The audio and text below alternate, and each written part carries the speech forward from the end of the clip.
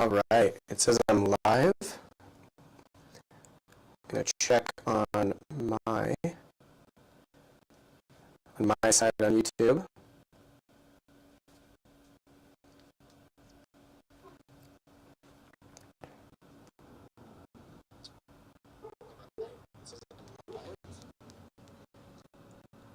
Check on my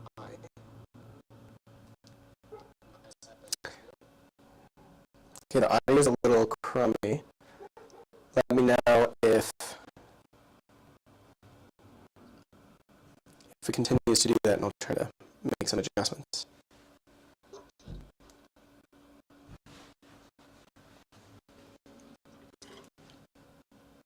The audio is a little crummy. Let me know if it continues to do that, and I'll try to make some adjustments.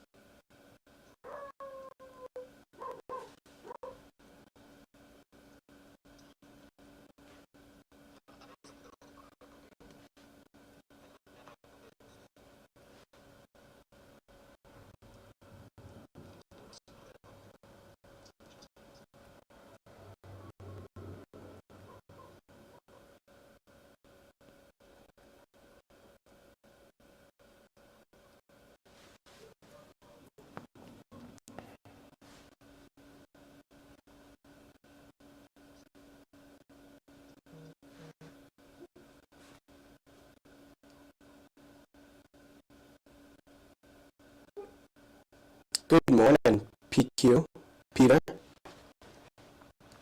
Hopefully I can fix the audio and make this a bit more of a pleasurable experience.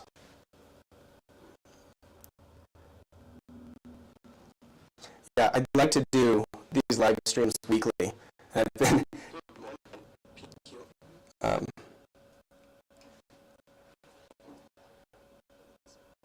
let's see, just a second, guys, sorry.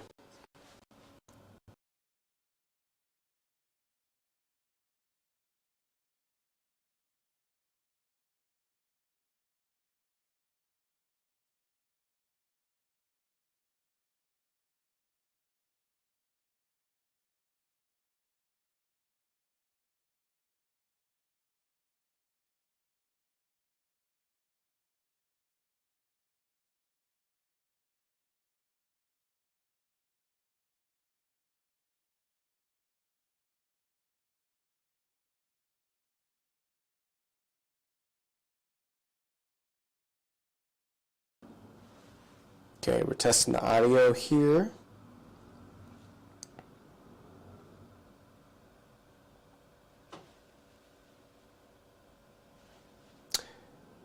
Great. Yeah, still trying to figure out the voice. I don't know why it's breaking up like that. Okay, we're testing the audio here.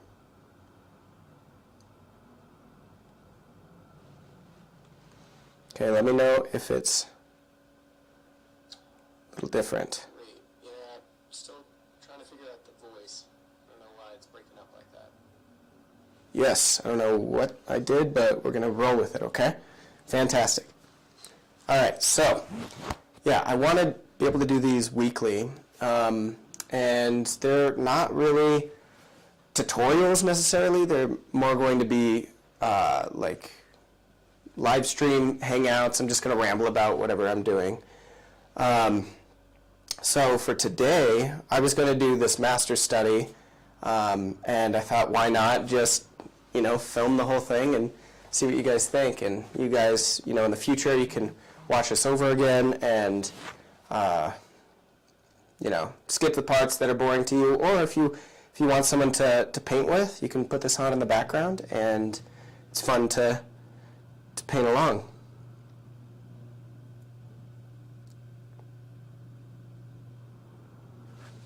Okay, thank you, Rob. We're going to try one more thing before we get started painting. Can you guys give me a confirmation if the audio is better?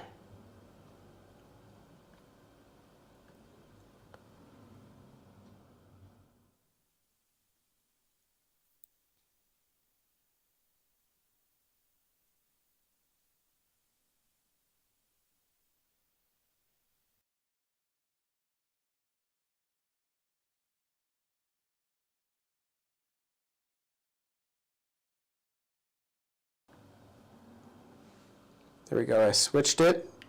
Let me know if the audio is good now. Perfect, great. Excellent. All right, we're going to get started. Enough of that. And at any time, if you guys have questions, whatever, put them in the chat and I can see them from here, so that's cool. All right, so I have a bit of a cold that I'm getting over, so excuse me if I'll try to mute when I cough. So I'm going to start out with some vine charcoal and just lay in some of the larger shapes for this. And right now you're going to have to bear with me. I haven't figured out how to put the reference onto the live stream, but I could hold up my iPad, give you guys at least a little look. So this is a Daniel Sprick landscape. He did this probably outdoors. Dan's my friend and mentor. Been painting a lot with him recently, so I thought, you know, why not practice another? Work on it again. And I know that's not the best quality, but yeah, the one thing that I really wanted to get out of this is practicing atmospheric perspective. You'll notice that these mountains really sink into the distance quite well. I mean, not quite well, exceptionally. They push back way far into the distance. When you squint down, it simplifies into just one large shape. So when I draw out my shapes in charcoal, I'm going to be squinting a lot and trying to draw the most simple, abstract shapes of essentially just two values, just light and dark.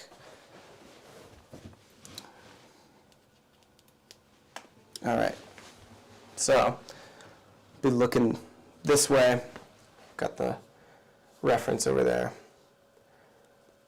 And I cut my panel to be roughly the same.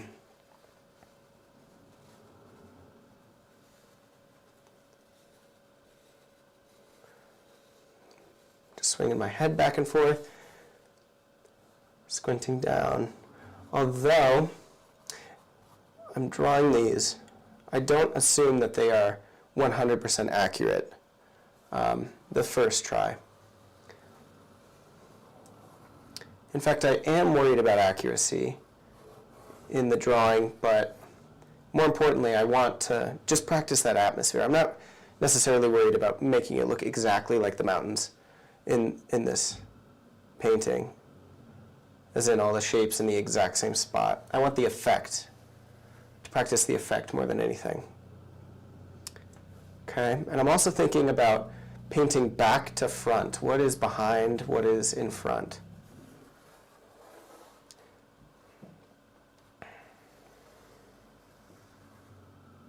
And that's kind of a procedure that I follow when painting anything, landscapes, portraits, still lives, whatever is happening behind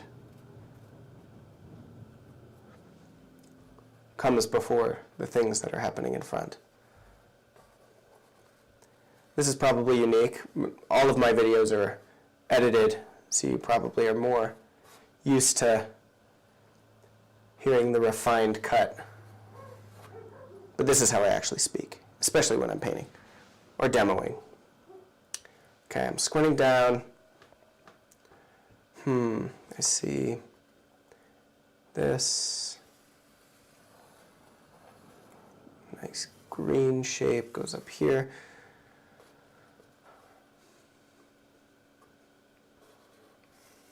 Mountain.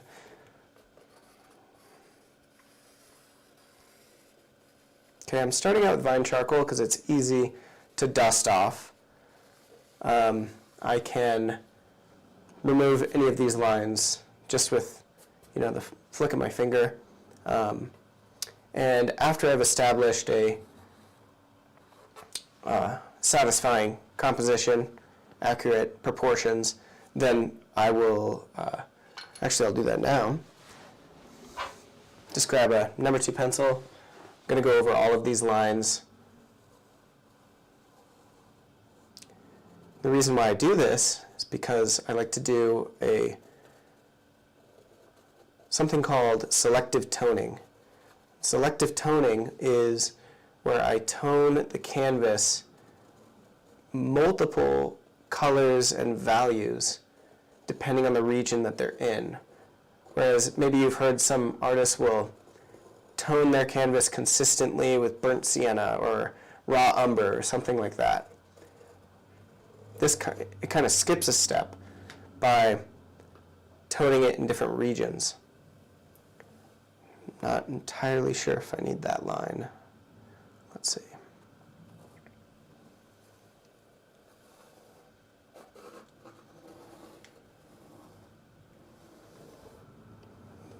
The drawing is the most important part. So you should be as patient as you need.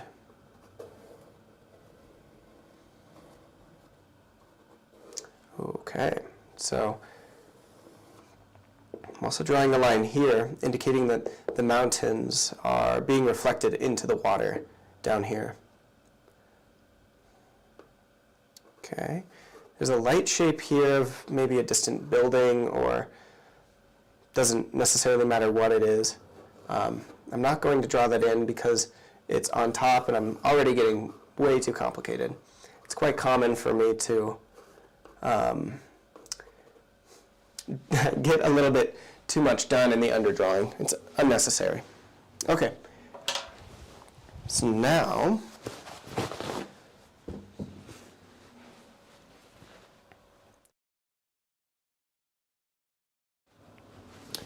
that I have those lines, I can wipe it off and all the charcoal is removed, but the graphite remains. So you don't want that charcoal mixing into your paint, but you do want those lines to stay put. All right, that's looking pretty good. Okay, so I'm going to be working on a vertical palette today, which I don't usually do, and it could get a little messy because I'm going to be thinning out the paint quite a lot with Gamsol and a little bit of linseed oil.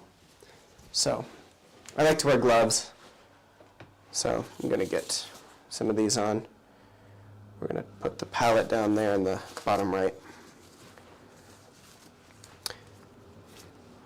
Side note, I just got some lead white recently, and oh my god, I am not going back. I love that stuff. It's semi-transparent. I've been using it on a portrait. I wouldn't really feel the need to use it outside of a project where you're painting in multiple layers. This is probably going to be alla prima, just all at once. But when I'm painting a serious project, it usually takes me many, many days. One could call me a very slow painter, or one could call me a very patient painter. We're gonna say patient right now. Okay, so now for the colors, every painting requires different colors, obviously. So we're going to go over some of the colors that I'm putting out right now. So first off, got sap green. This is by Rembrandt. I use Rembrandt and Winsor & Newton for sap green. They both work. They're similar, although each brand has their own specific tone. Some are warmer, some are cooler. All right, I'm going to put just a tiny bit of this dioxazine purple, which is not something you want to play around with. It's a very potent color. I'm going to place it up here. I may dip into what's next to it, which is Amethyst by Michael Harding. One color that I know Dan uses regularly is raw umber. So let me locate some of that. So got some raw umber, Rembrandt. Get plenty of that. Okay. Now, because this is just a study, not really worried about the longevity of this thing, so I'm going to use some Permalba white, which is a semi-transparent white, and it's kind of dangerous in that, not toxic dangerous, but it has zinc in it, so it's definitely not going to be a long-lasting painting. It'll crack. Okay, gonna get some transparent red oxide. You can use burnt sienna. Same thing. Close enough.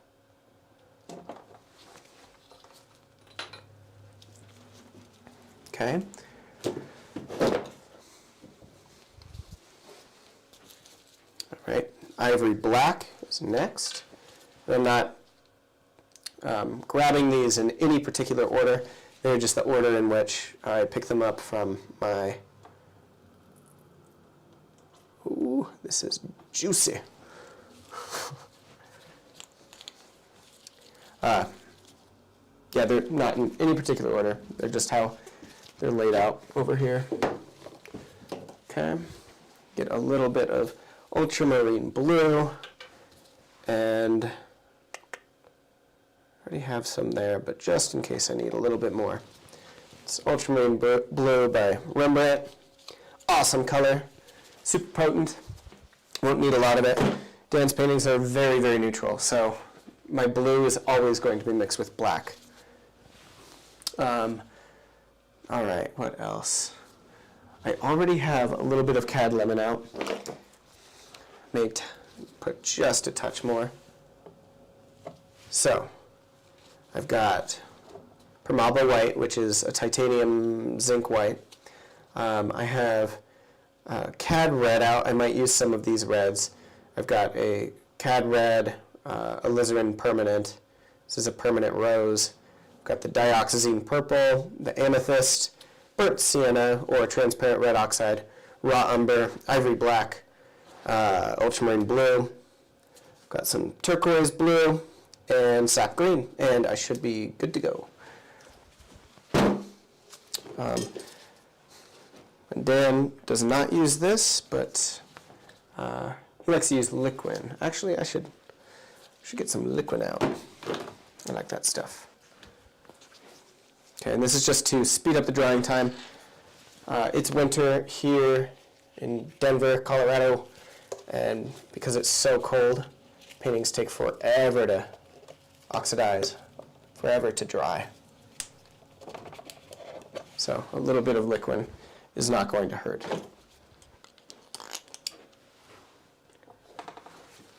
Okay. Your picture is above your hand. My picture. I don't know what you mean. Can you expand on that? Your picture is above your hand.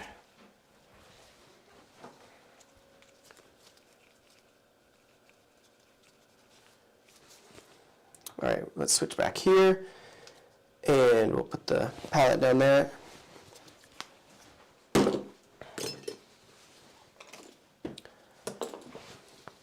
Okay, the only thing that is out of view is a little container right here of, oh, actually, I could probably set it right up here.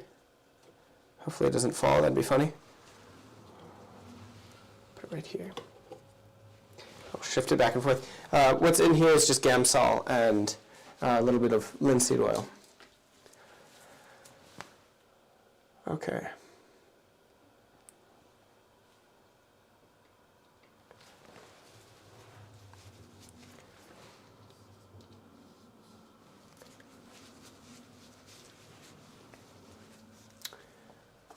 Okay, so I'm going to start out by putting some Gamsol down here.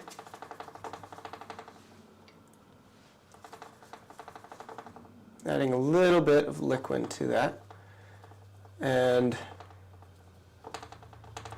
we're going to mix with a brush today. We're going to start with the most distant colors, probably up here, this whole top region. So it's a very, very neutral gray sky. And I know it's light, so I'm going to grab some titanium white. And it's very neutral, so I could grab some blue, but immediately it's way, way too saturated for the sky that I'm seeing there. So we have a couple options to neutralize. We can add a little bit of ivory black, which I just grabbed a little bit. Ivory black should be viewed as a neutral blue. Okay, and I'm noticing that the sky kind of gradates. It goes from dark blue to a bit lighter and warmer blue. So I'd say this is a pretty good start for my initial color. And I can always change this. I can always wipe it off. So selective toning means you are painting very, very, very thinly. So I'm just going to start by kind of throwing this up here and seeing how it feels. Okay, very, very thin. Sometimes you nail this color and you don't have to do anything to it, even after the tone. Greetings from Mexico. What's up, DMXMX?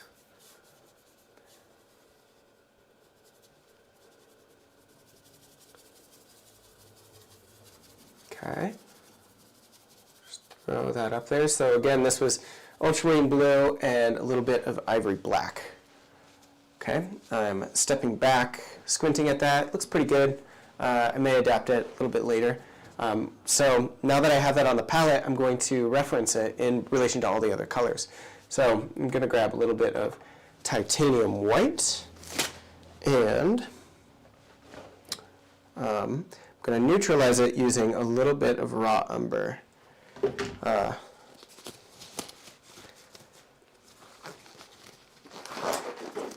Pardon me.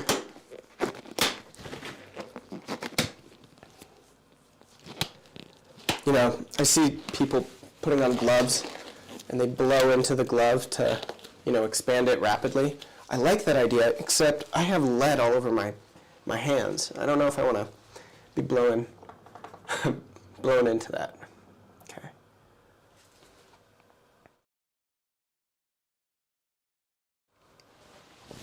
Okay, so grabbing a little bit of raw umber, like a molecule. You don't need much. Okay, and that is neutralizing. That's pretty annoying.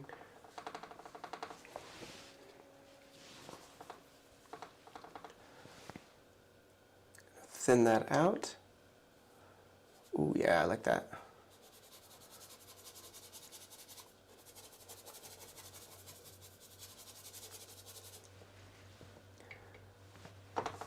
Because I'm using liquid and I'm painting thinly, it's going to set up rapidly. So if I plan to blend at all, which I plan to do, I'm going to have to, I'm sorry, not blend. If I plan to soften the edge between the two shapes, I need to move quickly.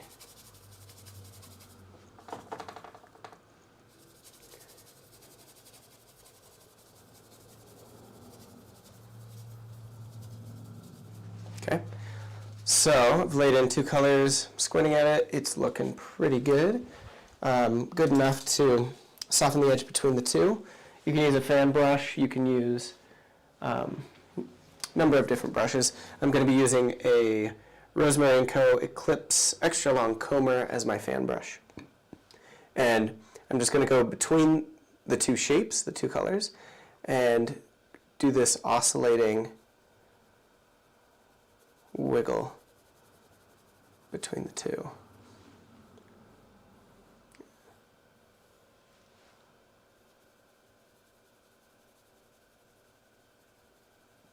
Now it's best to have a very, very soft brush. This one's getting a little scratchy. Then I'm going to drag down from the top.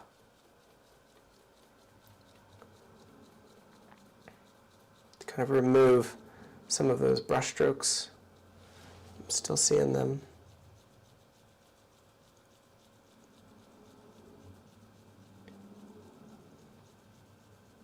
Now, I have no idea how long these live streams are going to go for. Again, as I said earlier, I'm a very patient painter, so this could be a long live stream, or it could be short, depending on how quickly I set this up.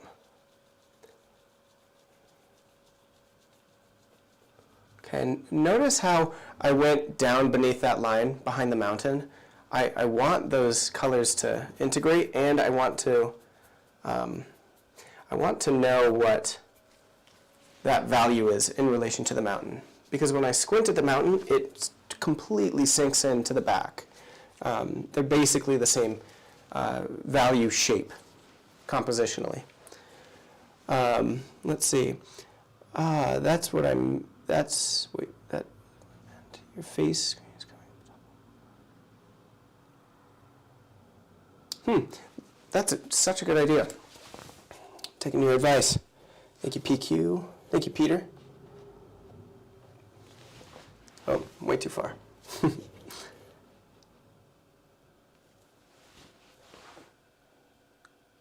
Okay. Okay, it's not going to be perfect, but we'll do that for now. And I'll take note, make sure that doesn't happen next time. And I can slide it back and forth.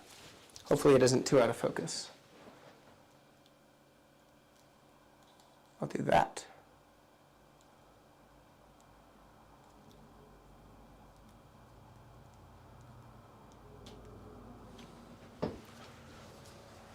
There we go. Okay. Next up, I would like to create the gradation coming from down here and up, because I want to see how, out of this painting, the most saturated color is going to be the water down here. Now, I don't need to make it pure ultramarine blue. It's unnecessary to do so. So I do want to see what that peak saturation is. So I'm using the same pile, but I'm still going to leave some of the sky value right here so I can reference it later. I'm still going to neutralize with a little bit of ivory black, okay? And this is already significantly darker than what I had before. It's probably way too dark.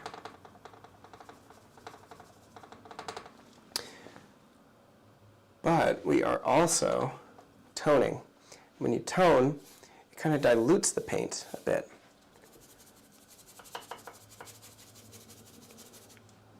And by diluting it,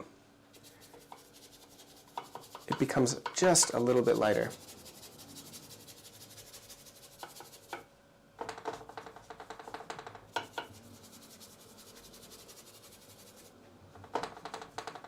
Yeah, I'm not using enough paint, so I'm going to mix a big pile. And I like to keep my mixtures as simple as possible so I can return to them quickly. So ultramarine blue, ivory black, a little bit of white, and this permalba white is not high tinting because it contains zinc. It's similar to lead in that it's semi-transparent. Okay.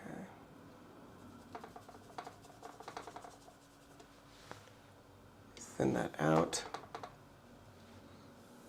There we go. Make sure you're painting with paint. It's a note to self.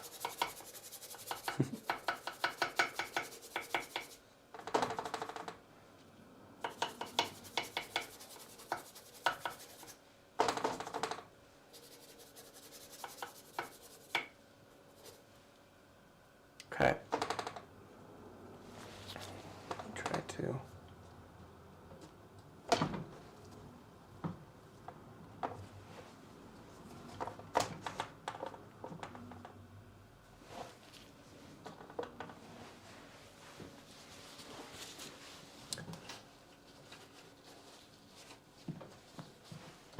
There we go. Now it's not going to make nearly as much noise.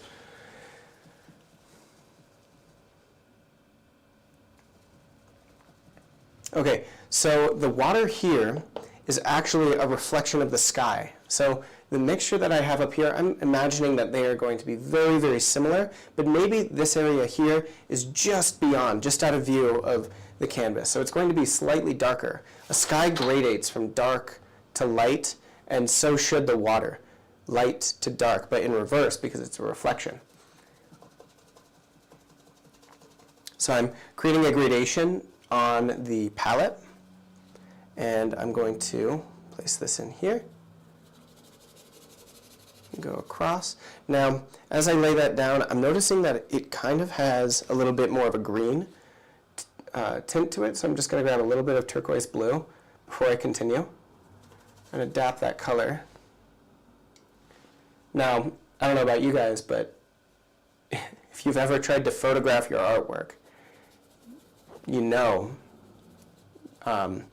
that it is nearly impossible to get the colors to translate 100% accurate to what is actually happening in front of you. So the same is true when we're live streaming and when I'm working from a photograph of a painting. If I assume that the colors are 100% accurate in that photograph, I am mistaken.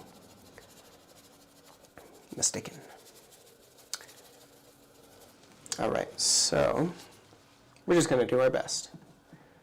And the purpose of this, for me, is to study atmosphere.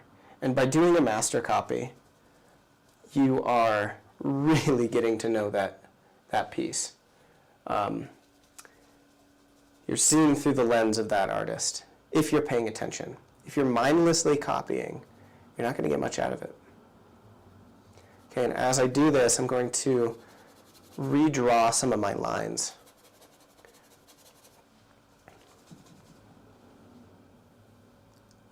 Like the coastline here.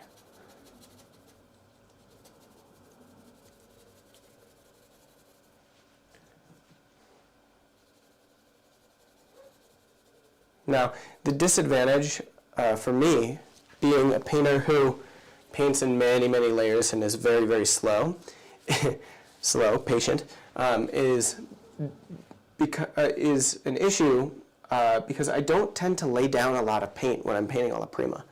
So that's something I really need to be conscious of. Okay, so I'm going to go in between these two shapes, do a little vibration vertically, and you can see in Dan's painting he leaves those, okay? And in between I'm wiping my brush, okay? Because I don't want to contaminate, bring that mixture down into this bottom mixture. They are different.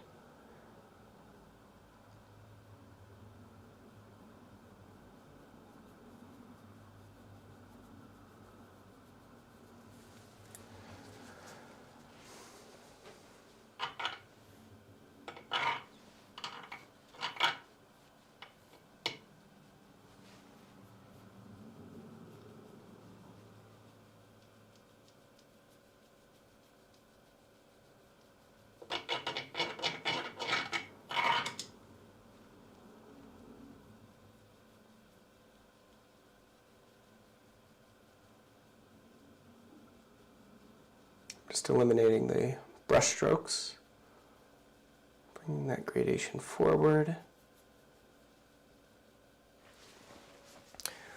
Looks pretty good. Some irregularities. This seems like too drastic of a value change between this and that. So there are a couple ways to change that. You can mix the color that is in between the two by mixing these two on the palette and laying that in. That's the right way to do it. Or I can mix those two on the canvas. I really do like mixing on the canvas.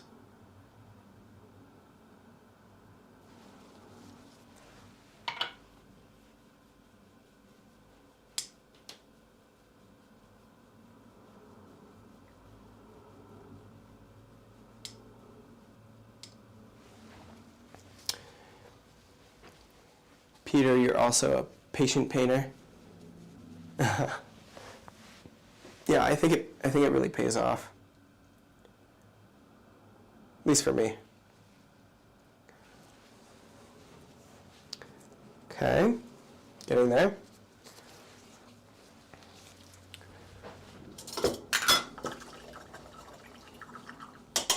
Washing my brush off screen. Okay.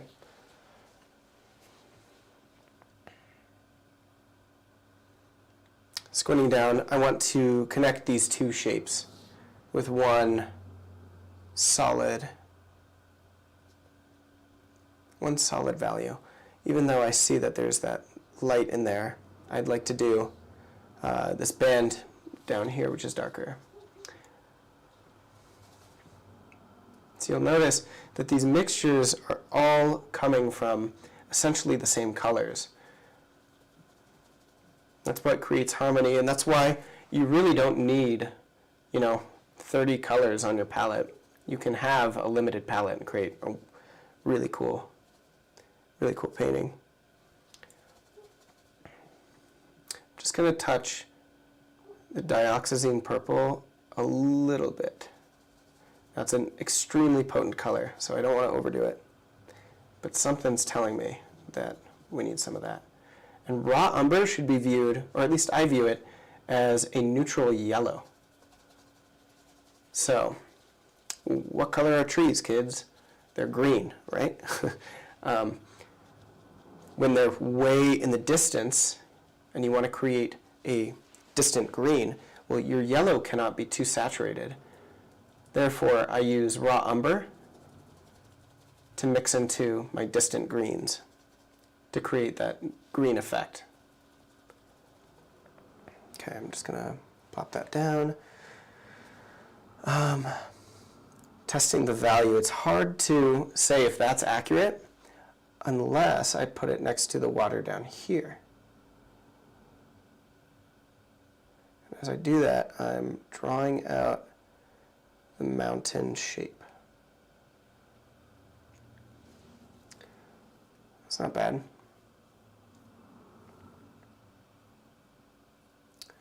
going to roll with it.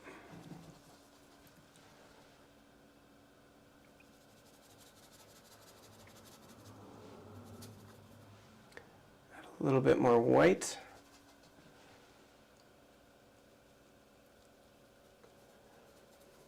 And although there are multiple colors going to be in here, thinking back to front, I'm going to paint the green on top.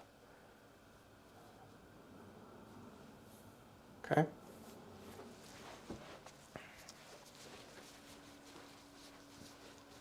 Pretty good.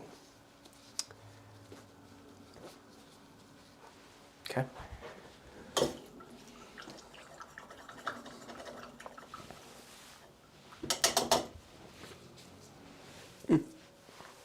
My hair. Oh, also, as you can see, I cut off all my hair. Still getting to know my curls. And my hair used to be down in my butt. Okay.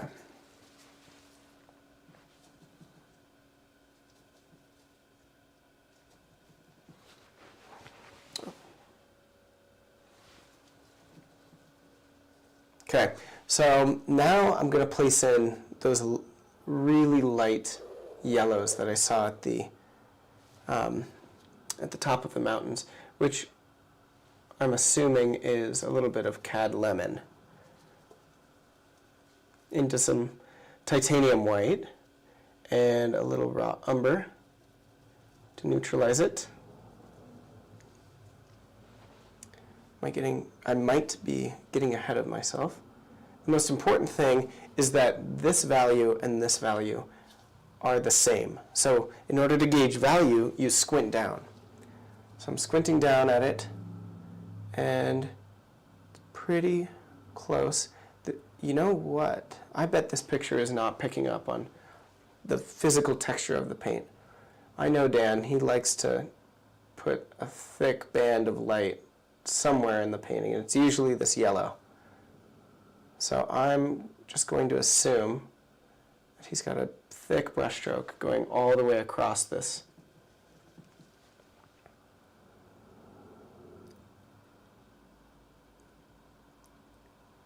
It may look out of place now.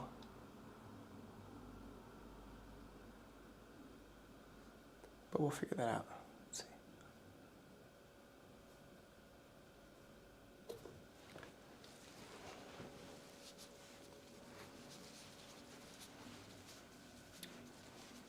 Okay, I'm going to get some raw umber.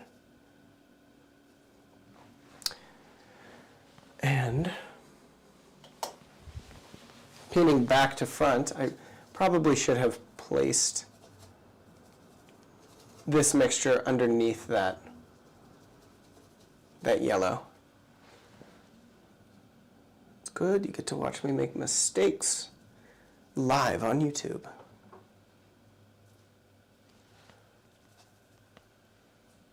It's all just problem solving. Okay, adding some blue into this green, into this yellow.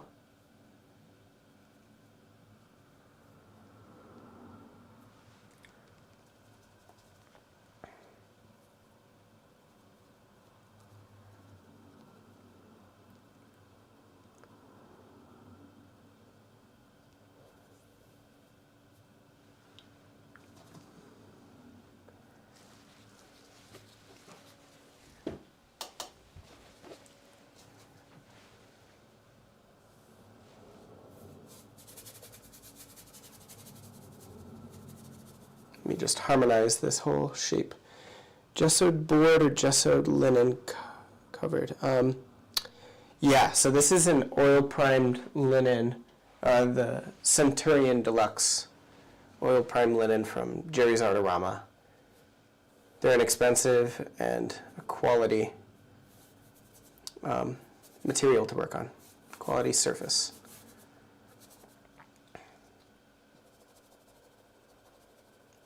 Now, the original painting, is definitely on hard board, gessoed with acrylic, golden acrylic paint. I'm sorry, golden acrylic gesso. And that stuff is awesome. I use it all the time. It's great for working outdoors because it dries really quickly. It's very absorbent. So having an absorbent ground outdoors allows you to not need to use liquid to speed up the drying time, and you can paint multiple layers in one day. I like that.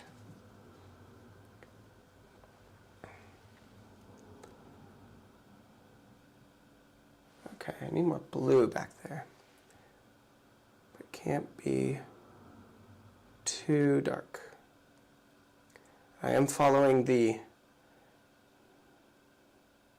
drawing that I'm seeing, but I'm not too worried about making it perfect.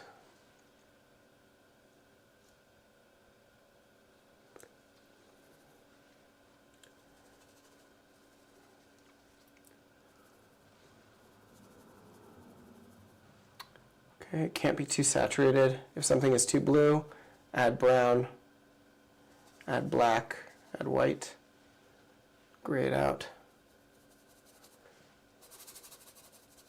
It's still too green.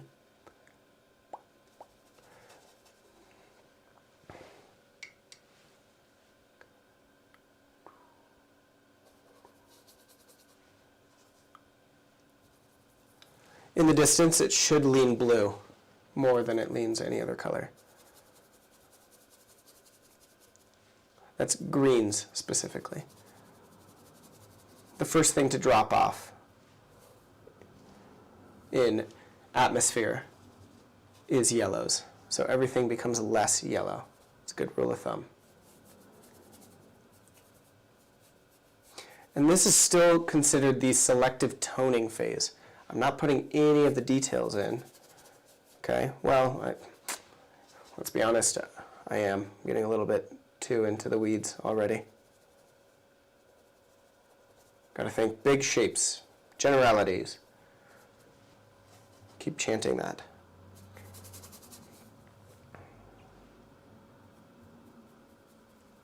Okay, I'm going to back up. Also, behind me I've got a mirror.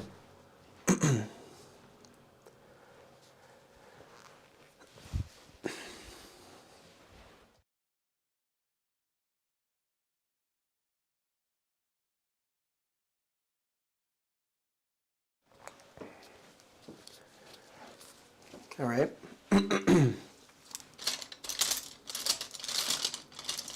Let me locate my fan brush.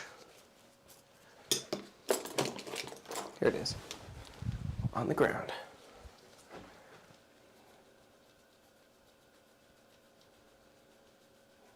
Knock away all these brush strokes, lose some edges.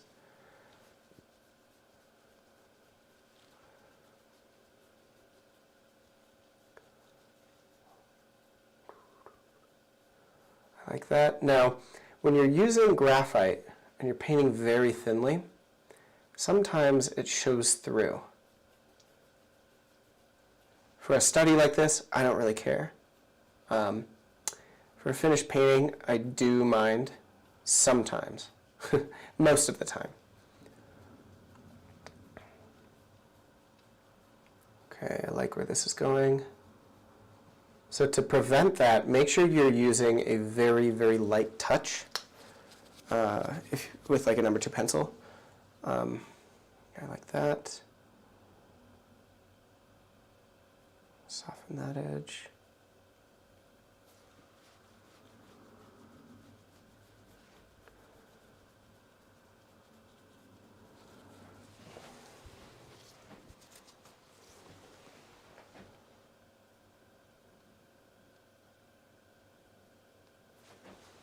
Okay.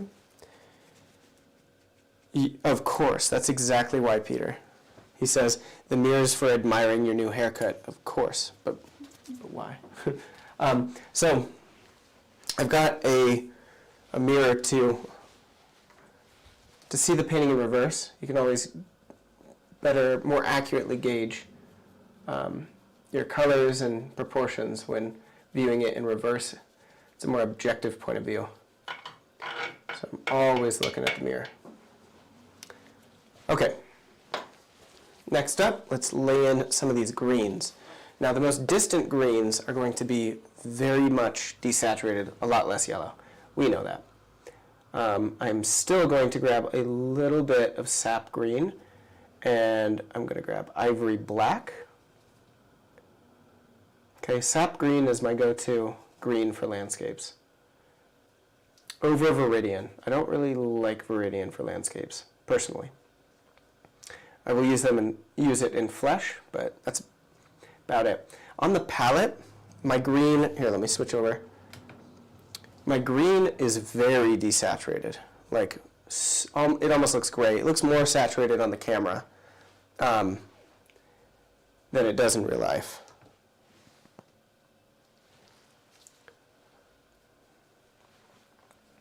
Start there. Also mixing into the sky color a little bit.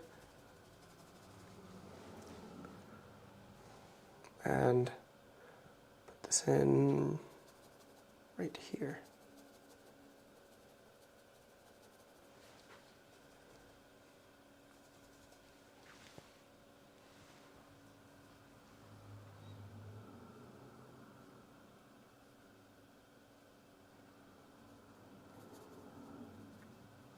Still quite warm. I'm going to mix a little bit of blue and a little bit more white into that mixture. Too warm, too green, too yellow.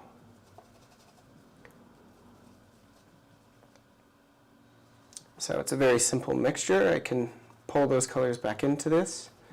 I have the mixture still on the palette. I haven't completely destroyed it. Yeah, there we go. Much better.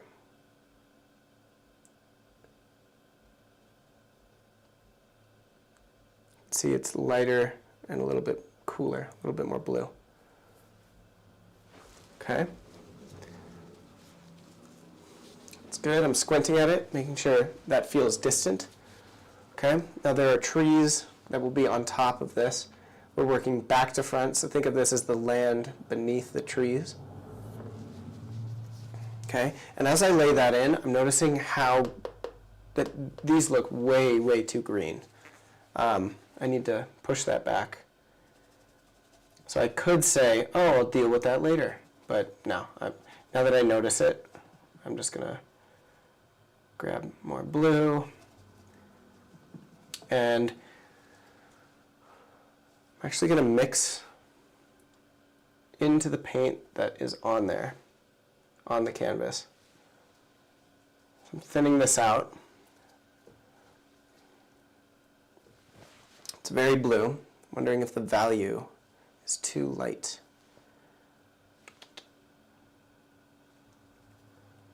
Adding a little bit of black. That was too much black. White.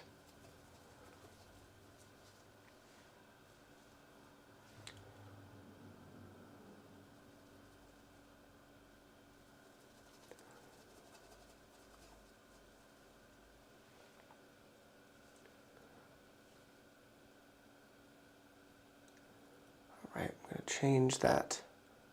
A hard edge can also influence the perception of the value.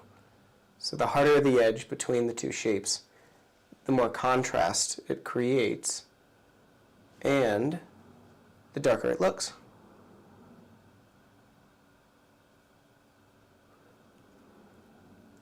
So I'm going to lay this in a little bit irregularly with the intent of having some of that green mixture that I perceived as too green showing through a little bit.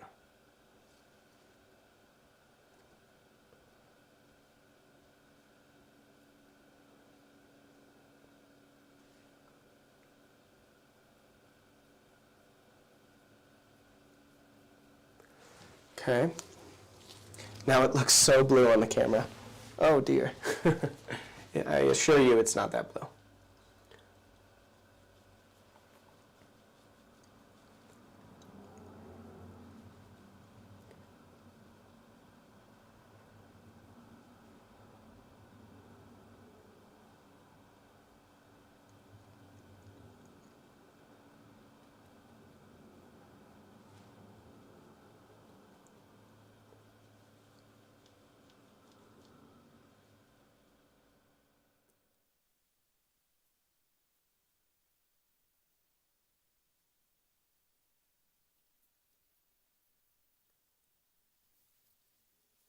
Okay, let me take a step back, look in the mirror. Yeah, it's getting closer. Change the drawing a little bit.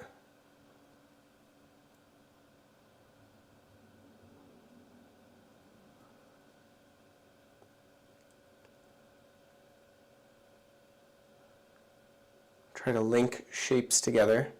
Wherever you can lose an edge, you should lose one. So I'm kind of pulling this blue up into the hillside. Now, I don't want to get too detailed back here because as soon as I lay in this foreground, I haven't even started that, it's going to completely change the perception that we're having on this distance. All right, Peter, studio lighting. Can you please discuss the specifics, warmth, coolness, lighting you are using? I ask because I'm finding my work is great in the studio, but too dark when I get outside. Okay, well, if that is your problem, it may not be the lighting in your studio. When you're setting up outdoors, make sure that you are not setting up in direct sunlight. If your canvas is being blasted with the sunlight, you're naturally going to paint it a lot darker. And you may already know this, but that is a must. That you need to make sure you don't do that. Make sure that your palette and your easel, or your painting, is being lit by the same light. That's one recommendation. Another, if you are seeing that it occurs all the time, over and over again, and you're not sure why it's happening, every time you go out and paint outdoors, I want you to be concerned with that and know that you have this natural tendency to make it too, you said too dark outdoors. Paint everything way too light. I know when painting the figure, drawing the figure, I always draw everything too wide for some reason. So I know that in the back of my head, so I self-correct. I always know I have to keep trimming in. So if you know that, just start to make everything a little bit lighter. Now I will discuss studio lighting. I have two soft boxes lighting this. The palette and my painting are being lit by the same light source. I have them at an angle where I'm not perceiving glare. Is this ideal? It's as close to ideal as possible. Best is north light. The Kelvin on these is like 5,500. And they've been working out. But when I'm judging my artwork and checking it for color and accuracy, I don't just keep it in the studio. On a cloudy day, that's the best day to do this. I take my paintings outdoors, and that is where I analyze the color.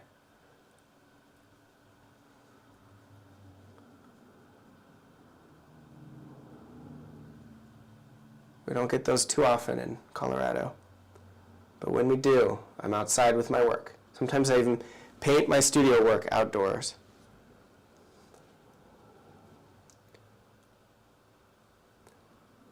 Yeah, daylight works. You want just the right Kelvin.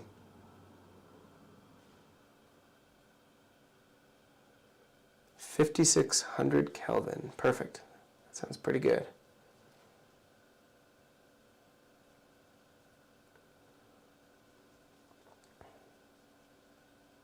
Okay.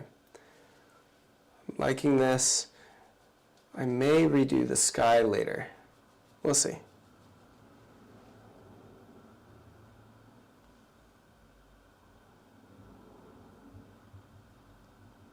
Getting lost in the details. Okay, let's start to block in the foreground. Now my darkest nodes are going to be right here in the foreground. The closer shadows are to you, the darker they're going to get. That's just a rule of atmospheric perspective. So I'm going to pull ivory black out, and I'm not going to quite go that far yet. I'm going to add some raw umber to it, so it already knocks it down. It isn't my most potent dark value. Grabbing some liquid. Ivory black tends to sink in significantly, which really bothers me. If you add a little bit of liquid to it, actually you should be adding liquid to your entire painting if you plan to paint with liquid, because you want it all to, that layer to dry consistently. If you add it to ivory black, it will create a glossy texture, which is good. Okay, I'm just going to lay this along the coastline as a region. Scrub that in. Again, this is ivory black and a little raw umber. And when I scrub it in, it isn't even as light as it is. Just a second. Gotta get this nice sharp shape.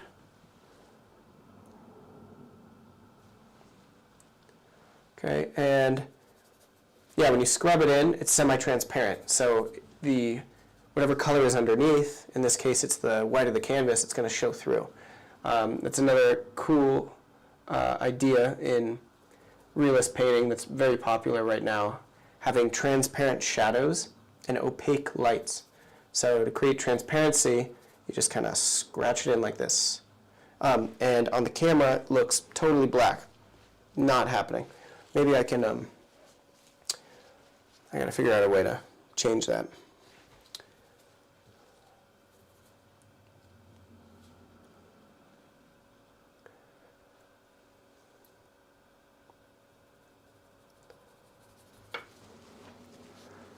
All right.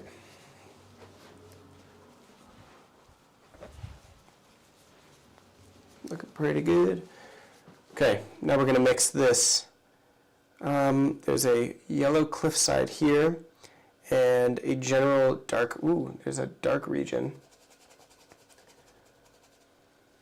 back here.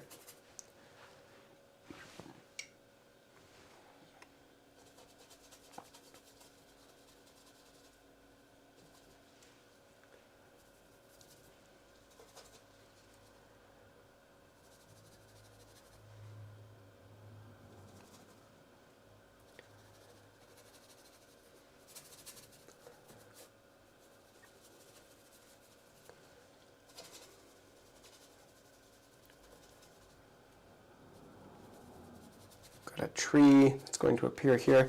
Now, although when I look back there, they seem dark. Let's see if I can change this a little bit.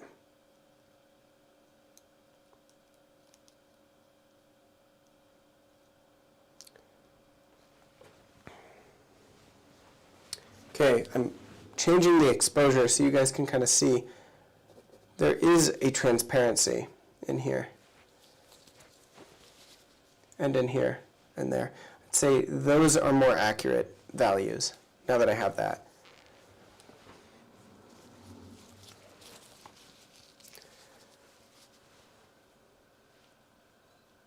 And it's pushing these distant mountains further back. That is actually closer to what I am actually painting. So I'm going to keep that. All right, now we're going to block in this green area. We're using sap green, ivory black, raw umber, titanium white, liquid, and it's going to stay very, very neutral.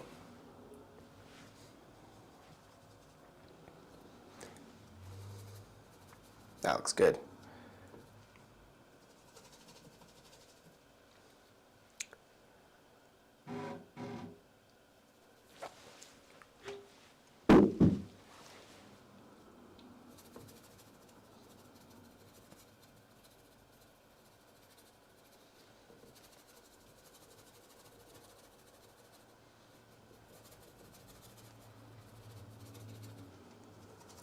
So don't think if you see green tree or green grass or something that's green, don't think it's pure sap green out of the tube. It's so rare to find earthy greens, or it's so rare to find a sap green straight out of the tube in nature.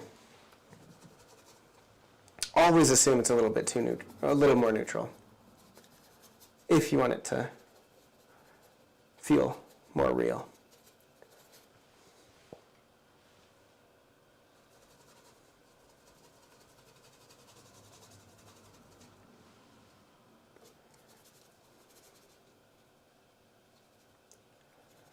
And I'm going to make this a little bit darker for a couple of reasons. I'm thinking back to front, so I'm going to paint leaves on top of these. So these are the leaves that are dark and underneath. There we go. And by creating these hard edges up here, just using the side of my brush to create individual leaves, that shows the distance between that tree and the distant mountain.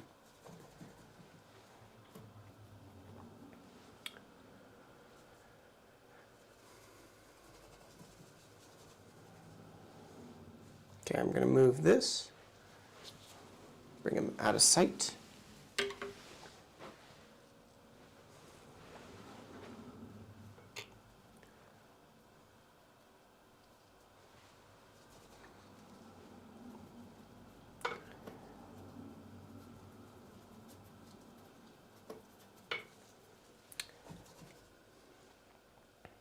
And I would still consider this the block-in. Because we haven't even covered the canvas.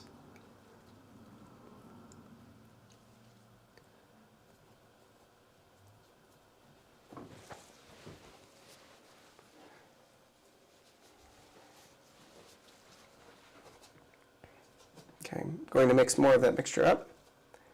Ivory black, sap green, raw umber, a little bit of white.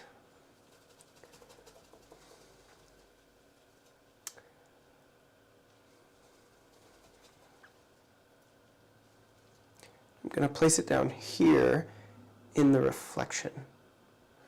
I need more white. It's too dark.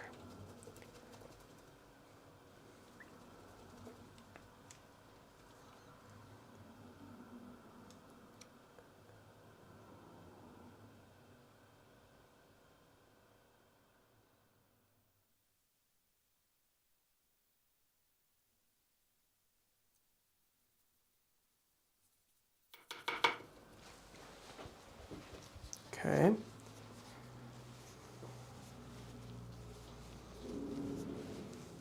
Like that.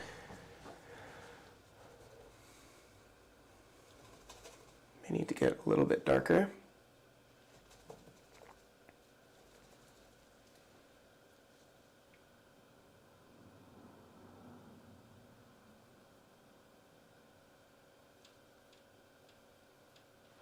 Like that.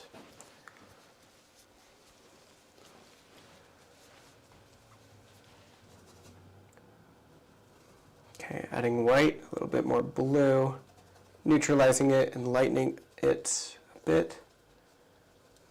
I still want all of the greenery to feel like it's one big shape. When I squint down, it's a very clear, dark green shape. But as we pass into the distance, the green needs to become more neutral, a little cooler, a little bit less saturated.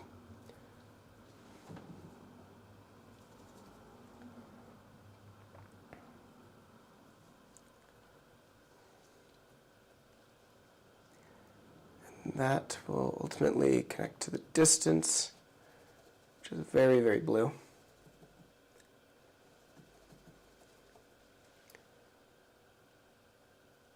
Too blue.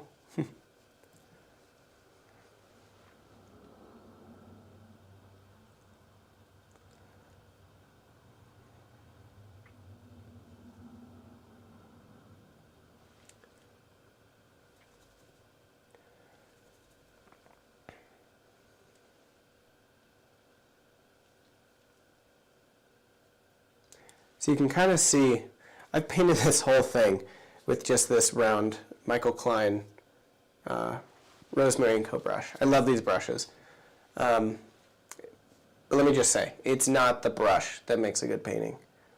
It's the good painter.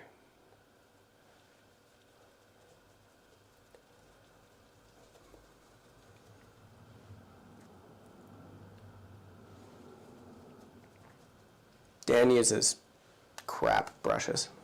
It's pretty funny.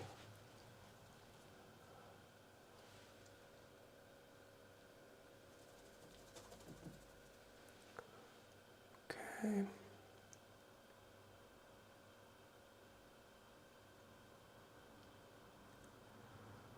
Just poking it around, rotating the brush, creating some irregularity back there.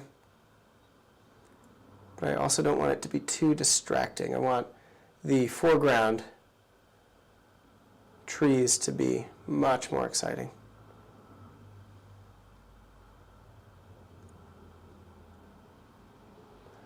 Creating a ridge back here. Needs to get a little darker, a little bit more blue. Because I think this hillside is coming towards us.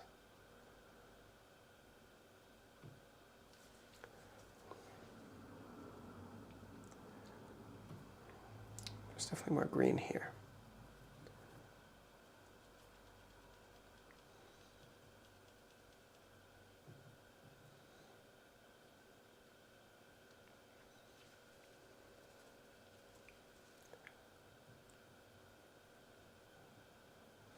Okay, I'm going to take a step back.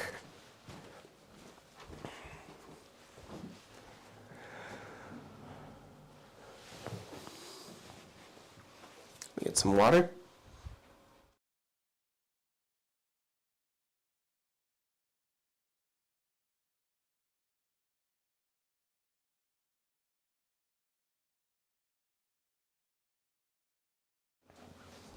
All right, so it's looking good. I'm going to start to harmonize some of these areas a little bit more. Soften those distant trees a bit.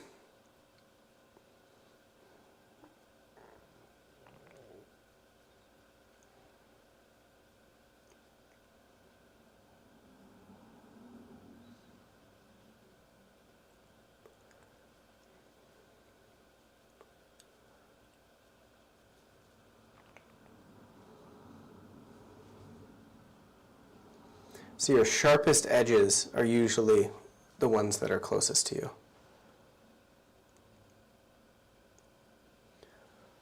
I'm seeing that it gets dark, pulling this dark mixture down towards us to the left. And it's funny, at the beginning of this I'm like, this is not going to be a tutorial. What am I doing? Describing exactly what's going on. That's fine. I'm having fun. And I hope you get something out of it.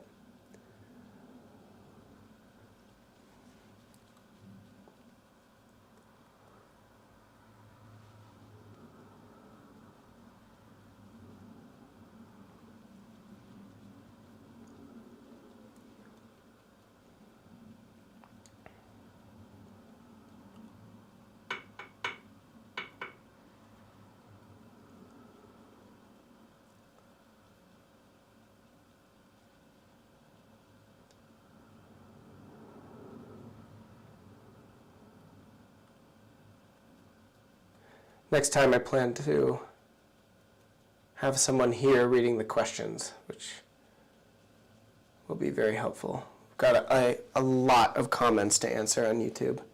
Great questions. I'm like, I could do an entire video series just based on the questions that people are asking me.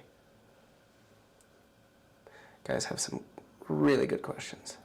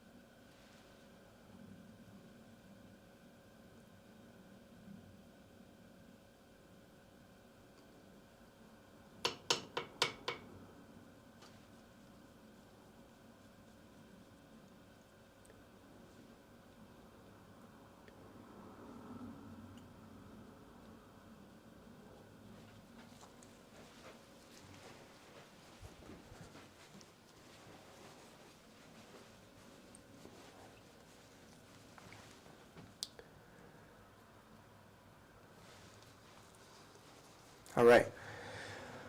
I'm going to take a 5-minute break. So in 5 minutes, I will see you guys back here.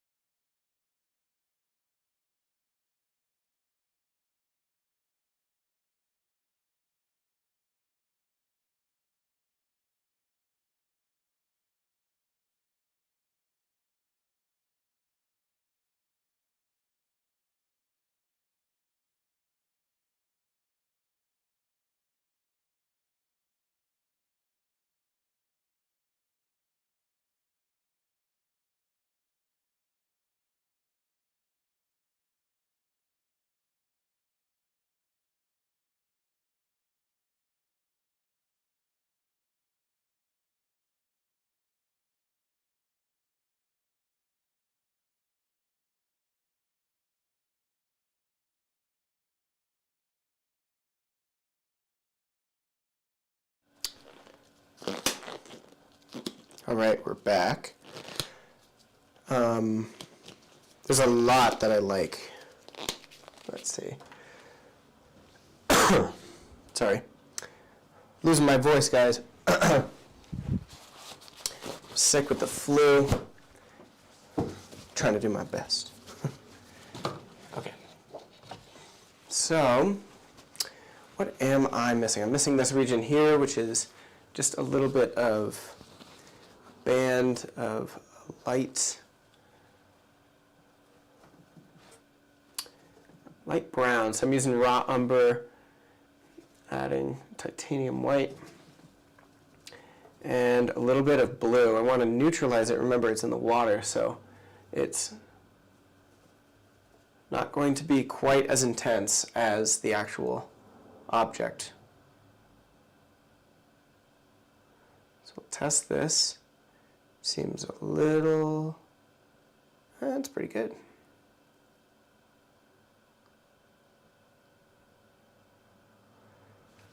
Just one solid brush stroke. And then I'm going to go up here and kind of refine this shape. Try to color match some of the stones out here. Okay, like that. I think it could be a little bit lighter. Like how neutral it is, though.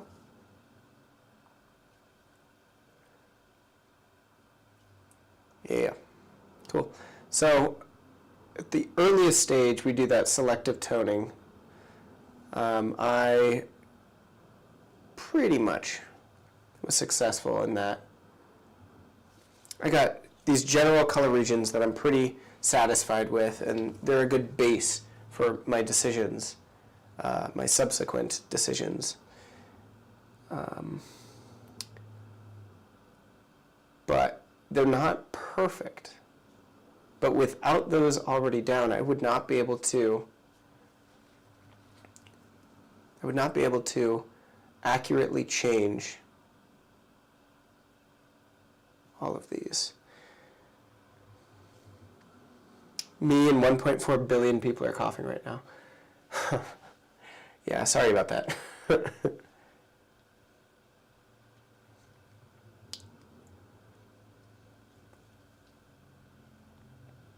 So again, if you guys have any questions, please ask me.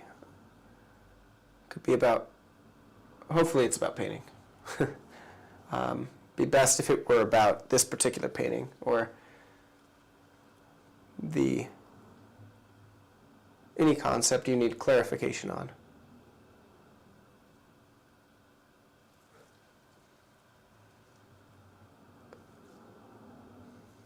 I have a question. I'm thinking about doing this weekly.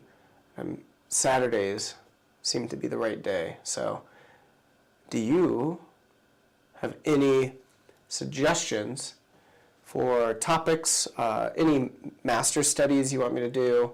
Do you like this idea of watching me do a master study? What do you think?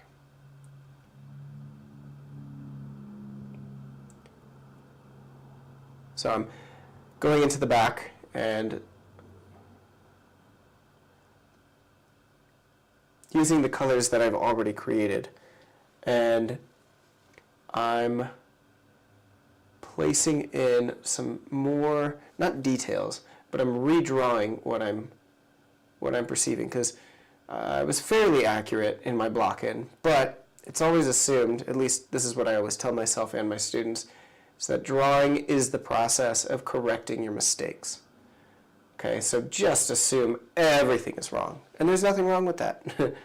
That is just what drawing is. It takes a lot of pressure off, and it gives you the confidence that you're going to be able to go back and fix it. So, seeing this really nice hard edge along this ridge.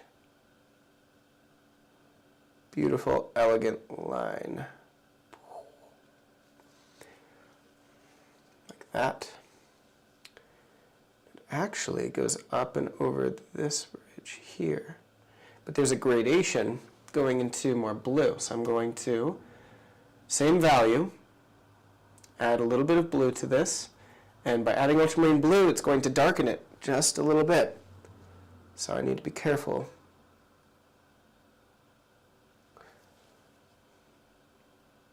Wow, that was pretty successful right there.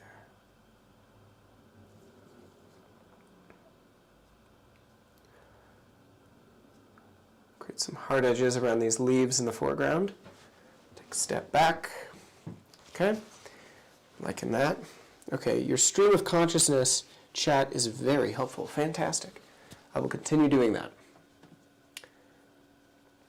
So I just want you to look at my palette right now and notice how, obviously I've got this huge green area, this blue area, and this neutral tan area.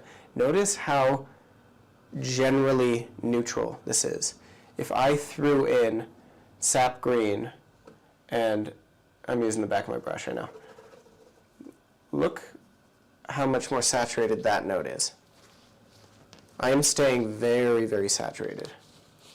I mean, desaturated. This creates harmony. Very important.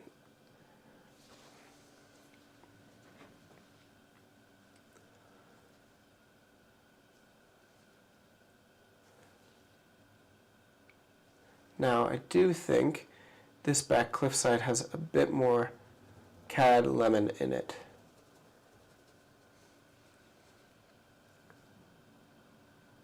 Just repeating that diagonal. We've got a diagonal here, we have a diagonal here. I also need to get this beautiful rock line, which I will do.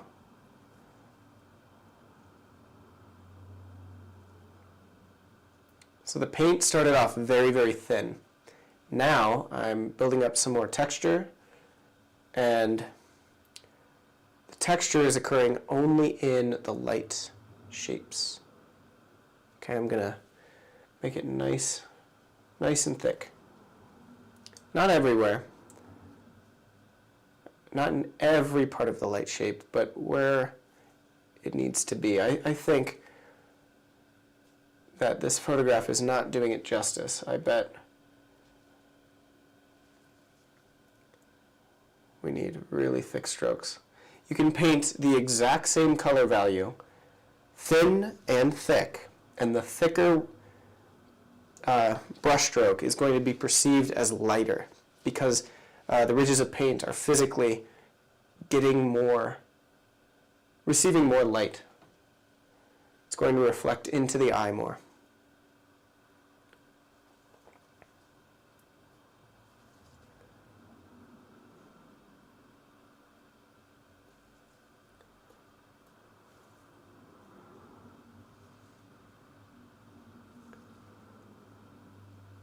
Yeah, and I'm kind of a sucker for glazes.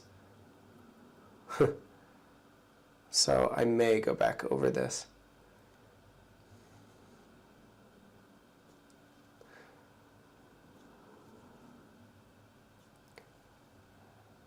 No, that isn't 100% necessary.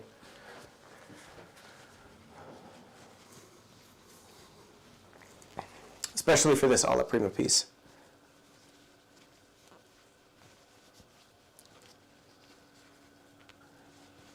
Okay, Peter, I like the idea of watching you do master studies, but especially having you reveal what it is you are thinking as you work. Not a formulaic tutorial step by step, but honest rambling insight. Fantastic. I'm going to be very good at that. Just rambling as I go along. Yeah, a lot has happened since my last post. Let me just say. Good, bad, ugly, everything. Life. But what has remained the same is I'm still painting. Painting every single day. Got some exciting... Oh, what's up, Joe? Welcome to my first live stream. Yeah, I've got some exciting trips planned. I'll be going to Arizona on Tuesday, hanging out with my buddy Robin Cole. She's teaching a workshop down there, and lucky me, I got a scholarship to go to Scottsdale Art School and take her workshop for free, which is pretty cool. Not free. Got to pay for travel and whatnot, but excited to learn a lot there. And then I'm going to Rome with Daniel Sprick, which I can't believe I'm saying that. I'm so grateful. He's teaching a workshop out there, and as soon as that ends, I'll be heading down to, actually before that workshop ends, I have to leave a little bit early and fly to DC for the Portrait Society conference. So if anyone watching this now or after this has been posted, let me know if you're going to be there. Be cool to meet up. I went last year for the first time, and oh my God, that place was absolutely life-changing. Such wonderful people, so much knowledge there. I was just geeking out. Anna, my friend Anna Rosebane, was like, she was making fun of me because I was just giddy. So happy everywhere I went. I had a smile on my face. I just love that artist community. So you can see that this entire background is very, very compressed. You can create as much detail as possible, or as you want, but you need to make sure that the values remain distant, right? That is what creates atmosphere. Atmospheric perspective is the compression of values. Okay. Need a little bit more blue back in here.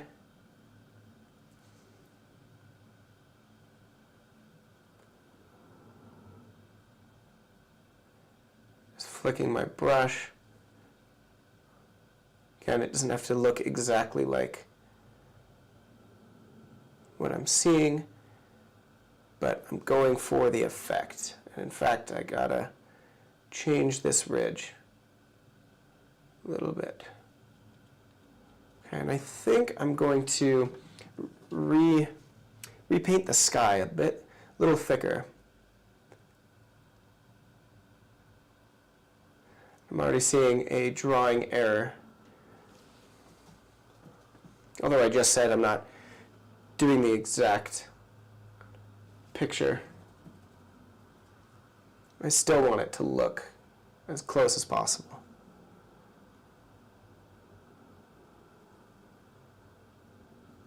Okay, take a step back. Ooh, yeah, I'm digging it.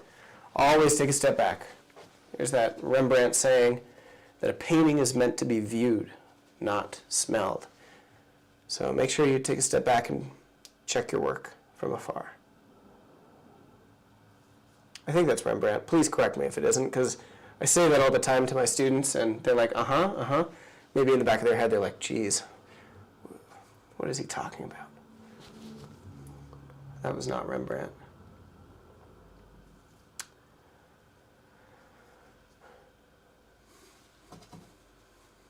You never stop learning, let me tell you. I still feel like I'm an infant in the art world, which in reality I am.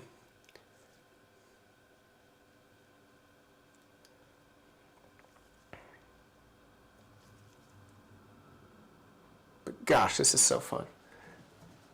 It's so thrilling being able to take pigments, mix them together, and create a scene that feels,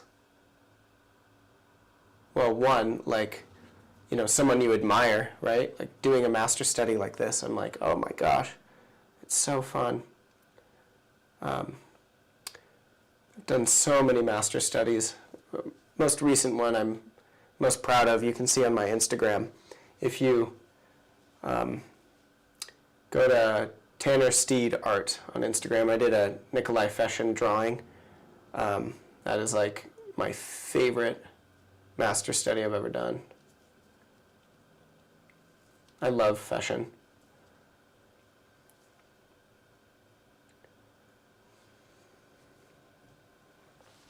I love him so much that I say his name wrong.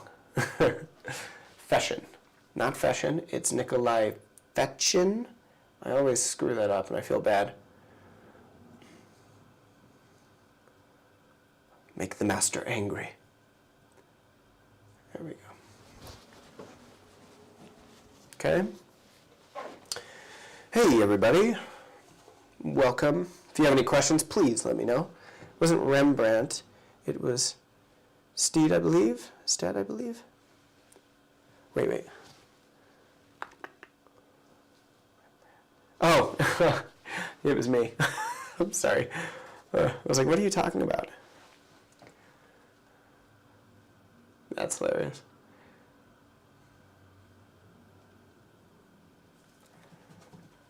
Now, when Dan and I go work on location, we have a very, very similar temperament. Dan, meaning Daniel Sprick. This is going, if you're just joining, this is a Daniel Sprick study. I'm just studying one of his plein air paintings. When we go out, we have a similar temperament in that we like to spend as much time as we need. We are in no rush. We're not the painters that, go out, crank something out in 45 minutes and then move on. No, I really like to take my time and not as,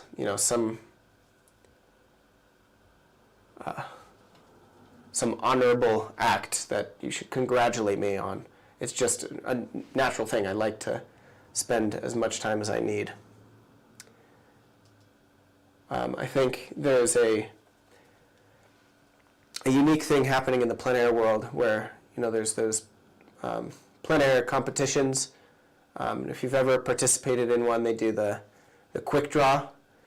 I think those are extremely impressive, that people can move very, very quickly. But, not to quote Dan, he's like, that's great.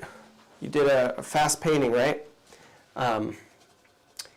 But it would be better if you took your time. So I kind of take that to heart. And there really is no rush. I think speed comes with competence. So maybe I am just very incompetent.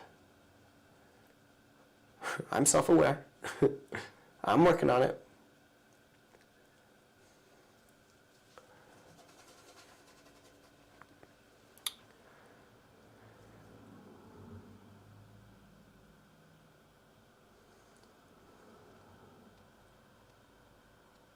Okay, getting a much lighter touch,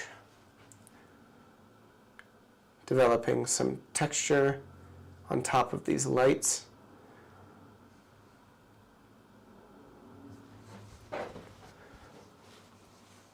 Nice.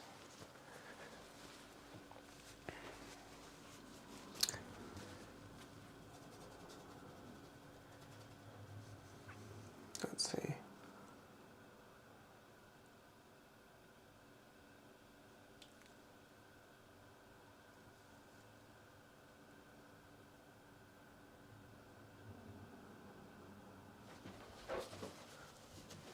Oh, shoot.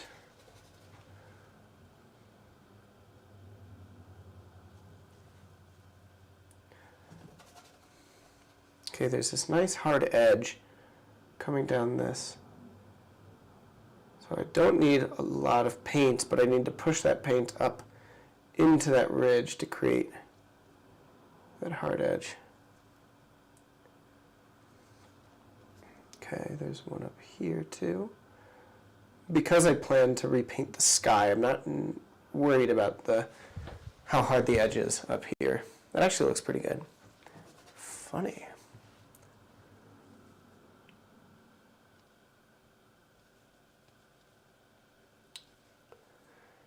An oil paint is best painted.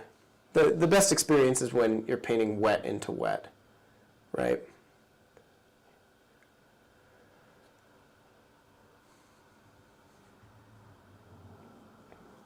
That's why we use oils, is to be able to paint wet into wet.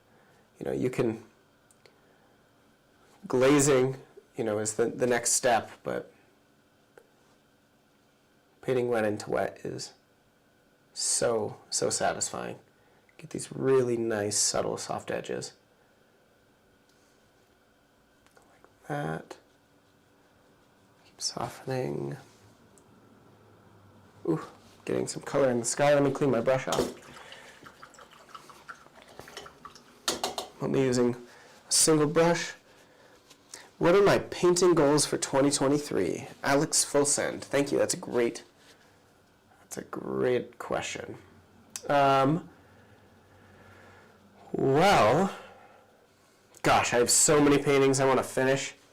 I have works in progress that are like, I know that they could be good, you know, but my standards are just going a lot higher, becoming a little bit, just a little bit higher every year. Let's see, I want to do a multi-figure composition.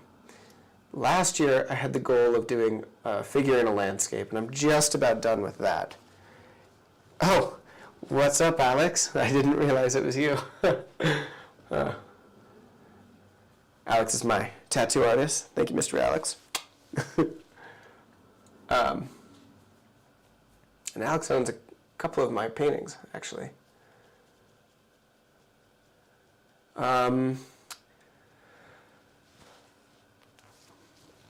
Just a sec, got a cough. One of my biggest goals is actually related to YouTube. I have totally slacked off on you guys, and I feel awful. So that's actually why I got all these cameras and mics. I'm ready to do these live streams weekly. So that is one huge goal. I want weekly live streams going. They're likely going to be on Saturdays. If not on Saturdays, I will update people on Instagram to let you guys know. It'll either be Saturdays or Sundays. We'll keep it to the weekend. I did a little poll a little bit ago, and the majority of you were like, yeah, definitely do a weekend. Okay. Now, I also have a lot of work that I need to bring to the Broadmoor in Colorado Springs. Right now I'm a guest artist at the Broadmoor, which I am stoked to be in that position. But I would like to bring them some more work because I have a feeling I've got some good stuff coming out that are likely to sell. But until then, if you are ever interested in my work, you can look on tannersteedart.com. And you can also go to my Instagram and DM me for any current work, anything different. Ooh, I am liking this distant mountain. That is working. That is super exciting.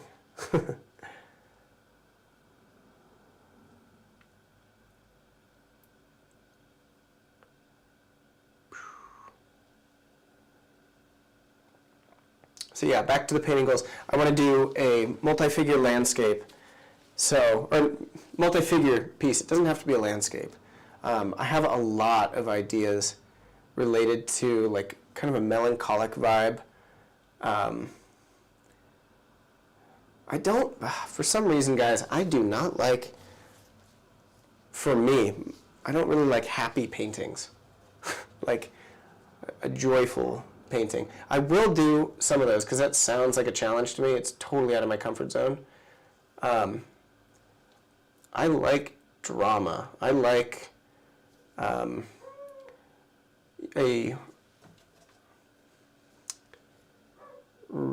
there's romance in melancholy. I like that stuff.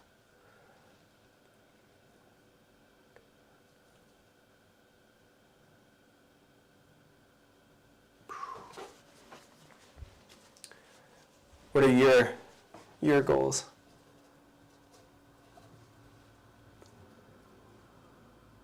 Any art goals, anybody?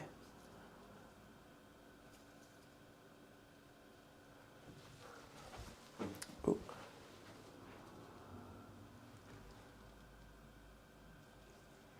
have another one. I've got, I want to do an even larger, so my largest painting was 3 foot by 6 foot. I'd like to do one even larger than that. So if anyone wants to commission a painting that's larger than that, call me. Because if you're not going to do that, I'm going to do it anyways. But it'd be cool to work one-on-one with a client and come up with some large-scale piece. I think that'd be really, really fun.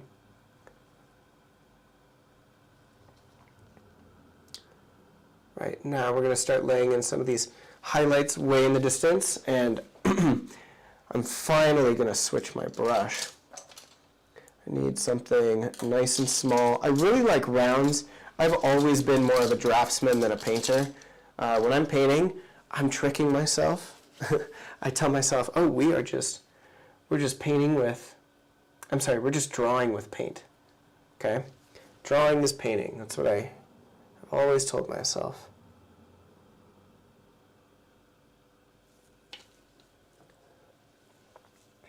Ooh, cool. So you start with a macroscopic lens and paint the generalities. But then once you start honing in, you'll notice all these minute details and intricate color changes. Now I'm starting to see. There's a lot going on back there.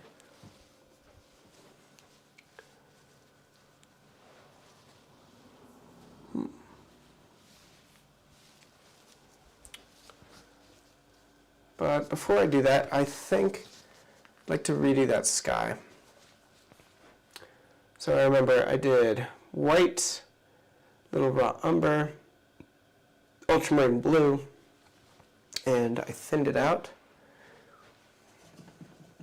I think I'm going to add a little bit of yellow this time.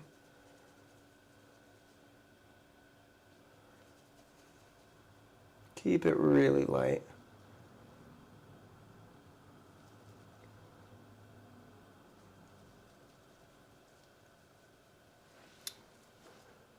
Test that. No, more blue.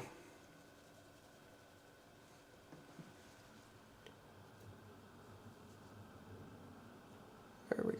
I like that. All right. Alex, my goal, as always, is to produce more than last year. But getting into oils would be ideal. Still doing lots of pencil stuff. Nice. Well, maybe you can use the same trick that I've been using my whole painting career by telling yourself that you're just drawing with paint. Okay? Even start with black and white paintings or grisailles. Grisaille is just black and white painting. Paint, you could even paint the same subject matter that you've drawn before. There we go. So now I'm starting to get a bit more of a crispy edge using this color value, which by creating that hard edge, it creates a little bit more contrast, giving the illusion of that upper mountain being a slightly darker value. But really, it's the same value.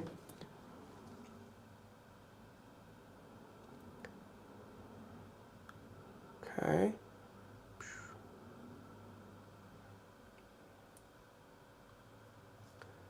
I'm trying to make sure that it isn't exactly the same. I'm not creating the same mountaintop. You want irregularity in that. Okay, I think we need a little more blue in this though. And to create a hard edge, I thin the paint, and that makes it a lot easier to make it a nice crisp edge. I wonder if the camera can pick up on this.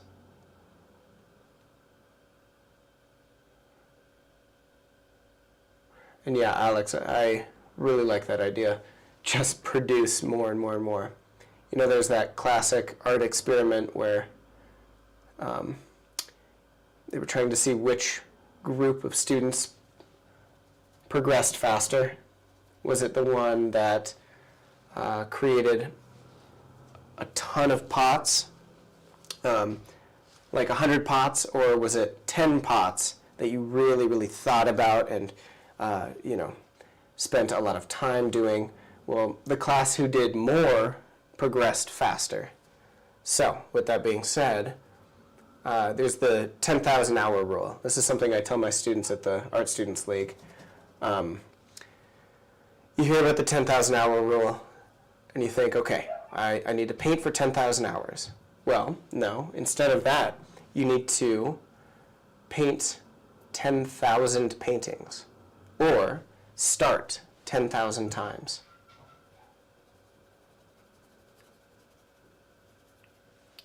You will progress a heck of a lot faster. Okay, you can probably, wonder if you guys can hear my dog in the background. Yeah, tell us all of your goals in the comment section. I'd love to hear. Let's see. Peter, I'm a watercolorist, and my 23 goal is to challenge myself with reverse think and do more oils. I found you the other day when I watched your YouTube, Emily Olson, on plein air. Oh yeah, Emily is awesome. I want to paint more with her.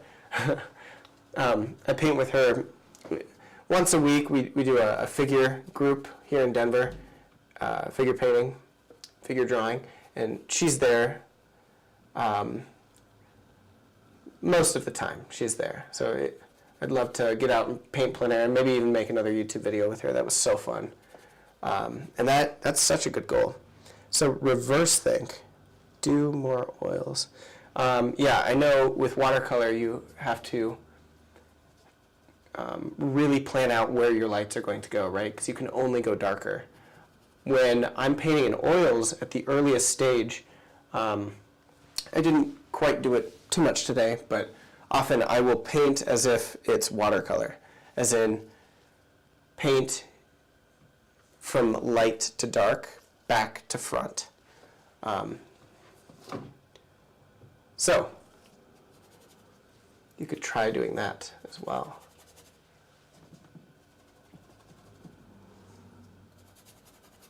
And I would love to get better at watercolor. I've been looking at Andrew Wyeth's watercolors recently, and my gosh. Now those are dry brush. That's more of my preference, I guess. I like dry brush watercolor. It's amazing what effects you can get with that. I had no idea.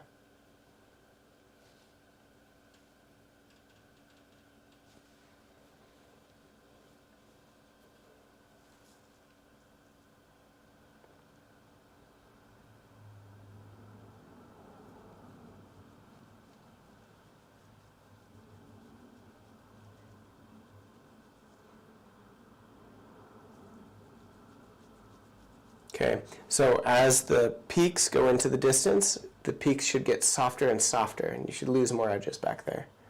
So,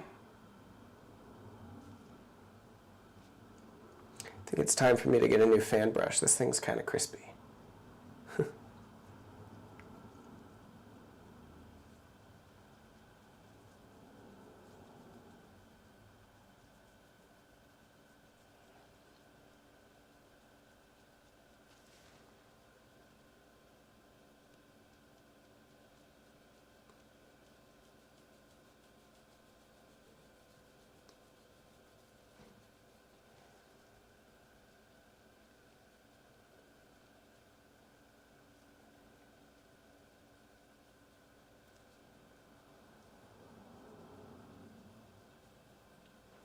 There we go.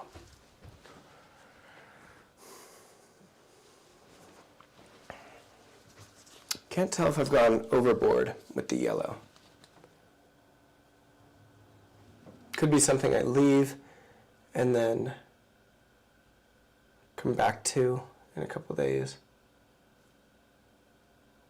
The yellow being this band of yellow going across the mountain. Because I see it in the photo. No, it looks right.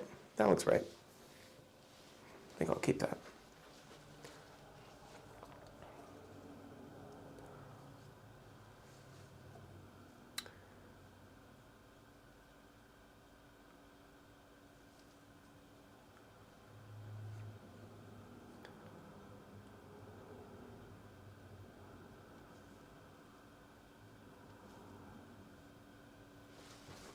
Cool.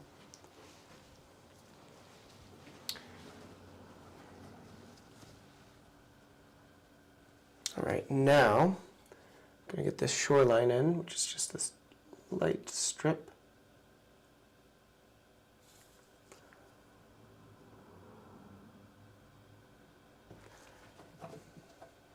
And poke in some of these rocks, test that color. I need more paint.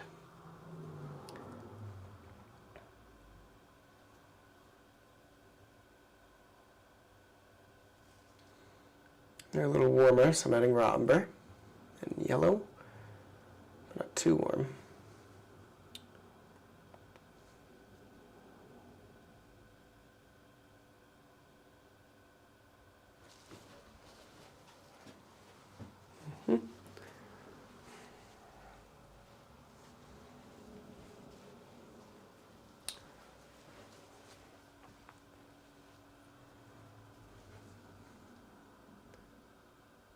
There's 2 layers of them because they're reflecting into the water.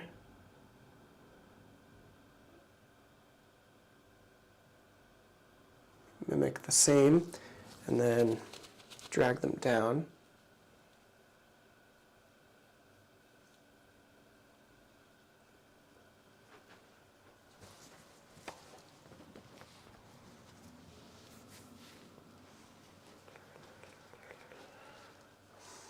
Okay. Seeing a distant turquoise.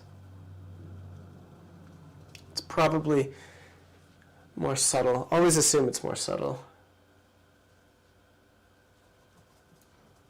Good rule of thumb.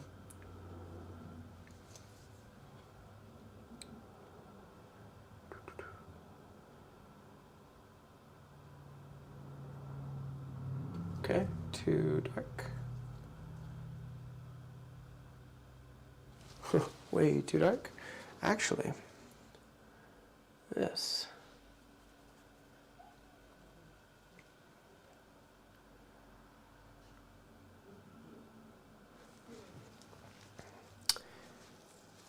You have switched to a very small brush. Why? Do you get more detail when you're coming to the end of the painting? So adding finishing touches? You seem to be going away from looseness. Yeah. At this stage, because I'm working on smaller details, I am using a smaller brush. So it is quite small, but I think it's going to be necessary at this stage. I could, all right, you're making me want to challenge myself. I love small brushes. So I'm going to lay in a few vertical stripes here, indicating reflections in the water of some of the greenery. So like this, like that, trying to make them not evenly spaced. Okay, and I can feel that the paint underneath is drying quite quickly. So I may need to lay in some more of that color value so then I can blend them.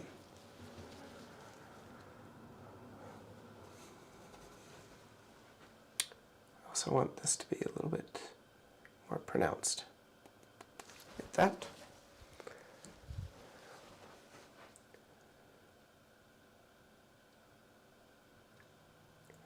I'm not worried about ruining any of the detail up front.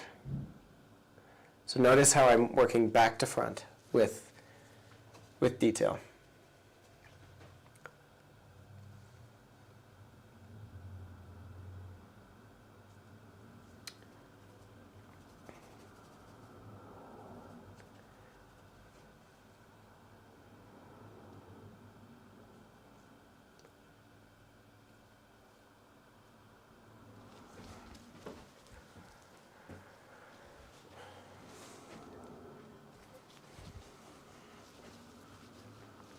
Hello from Turkey.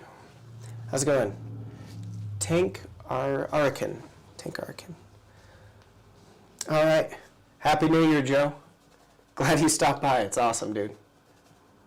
We'll go bouldering soon.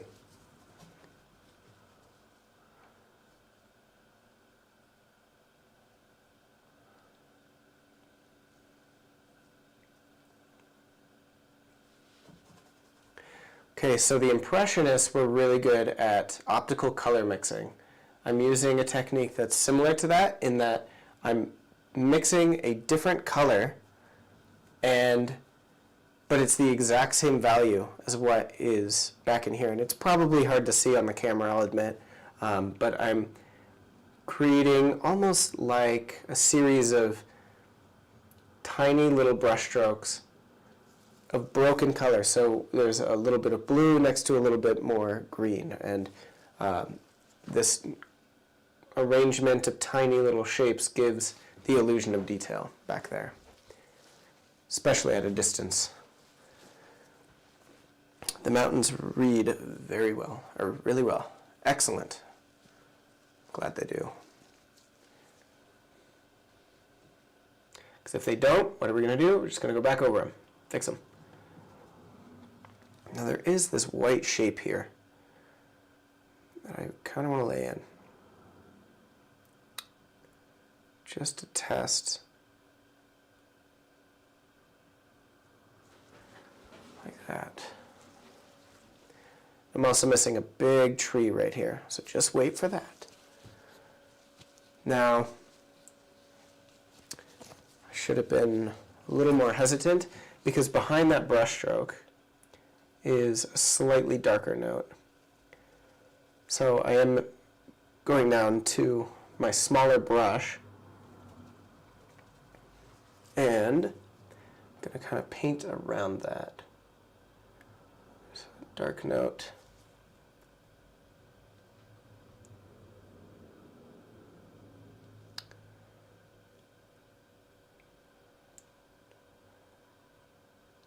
You see, what makes a good painting, an exciting painting, is really the abstract design of it, not necessarily the subject. And that's why you can be like, wow, this painting blows my mind, but I can't put my finger on it. Usually, it's just the relationship of dark and light. People can make their screen bigger to see what you do. Use 2 fingers. Oh, like you guys can zoom in. I see, yeah.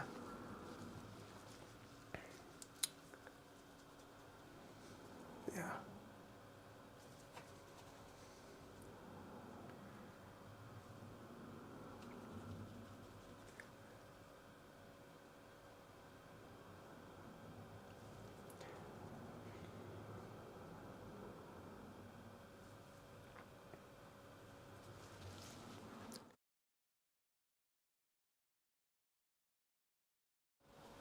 Sorry, I had to clear my throat.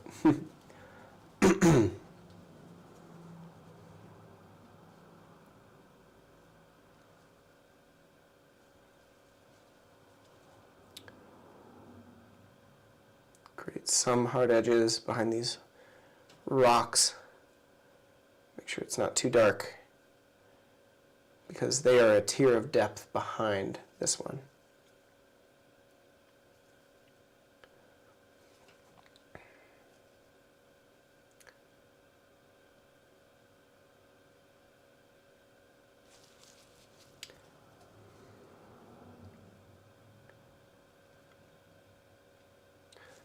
And this tier needs to stand in front a little bit more, so I'm going to increase the contrast with a sharper edge.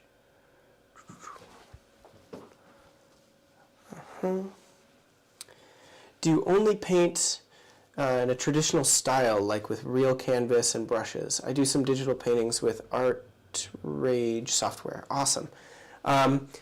Yeah, the majority of what I do is using oil and canvas. That's my preference. I really love painting traditionally.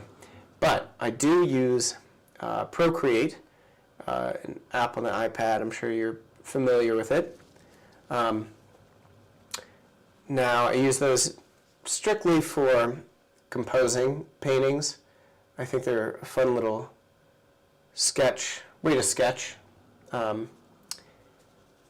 I haven't really dove into creating a finished work there. Whatever, to be honest, I think that artwork is, exceptional. I'm just not very, it doesn't call to me as much as painting traditionally. This feels like I'm at home. I've always loved this.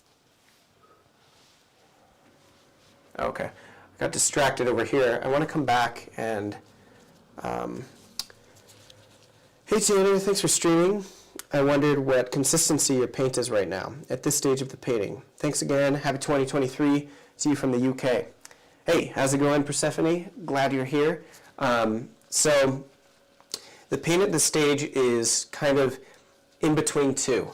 I have kind of an underpainting. If you rewind to the beginning of the video, I did the selective toning. And this area here and this area here are a bit more set up. So it's quite tacky. I used liquid, which is creating that little bit drier surface. And now all of these details that are going up on top are painted much thicker and are not diluted too much.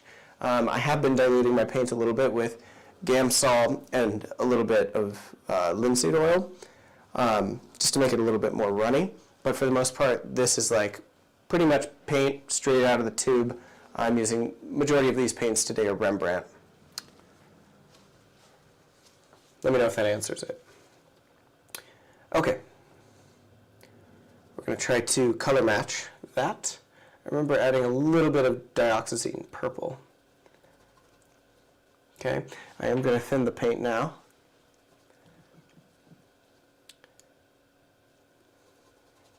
Ooh, too much dioxazine. I'll add some black, some blue, some white. Let's test it. It's too light. Let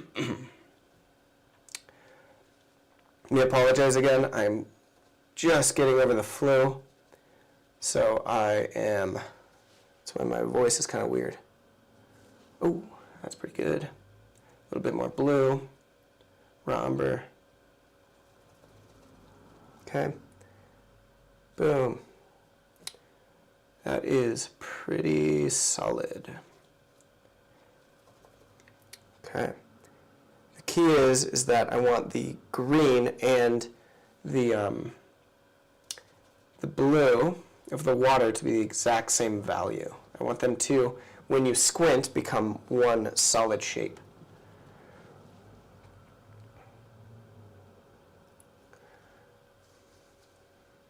That is way too purple.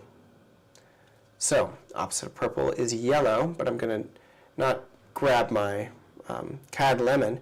I've been using this raw umber as my yellow. Now, as I add raw umber and ultramarine blue, it's going to get a little bit too light, so I'm going to add more white into it. And you may say, oh no, I'm wasting so much color and making this huge pile. Not true at all. It's actually better to overmix and have too much paint to work with.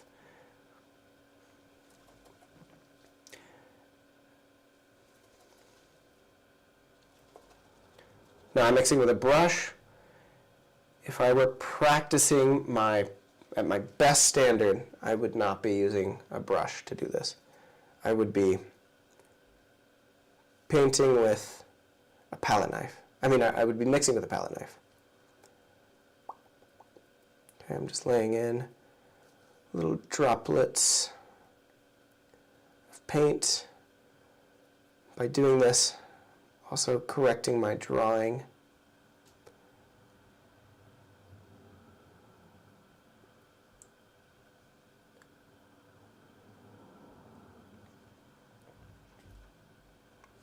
Okay, I'm going to mix more of that green, sap green, ivory black, and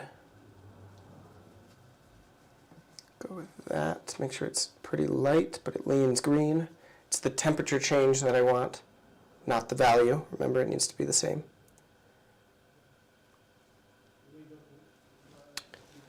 Okay, let me cough again.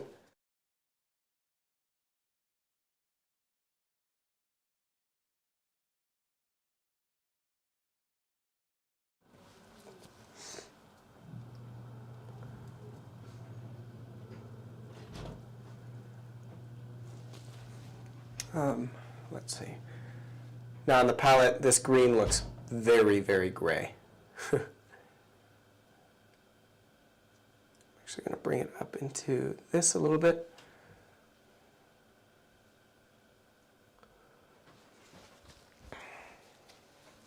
Okay, and when I place that in, the purple, at least, I'm noticing how much darker and more neutral this needs to be. So, change that to. It's all just a big puzzle.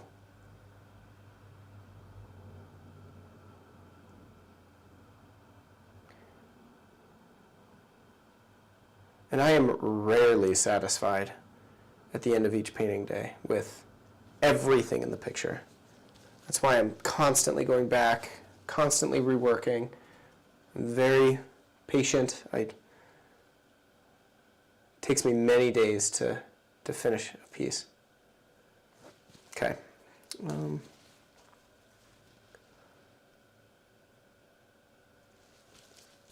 I'm going to take my fan brush and soften these a little bit.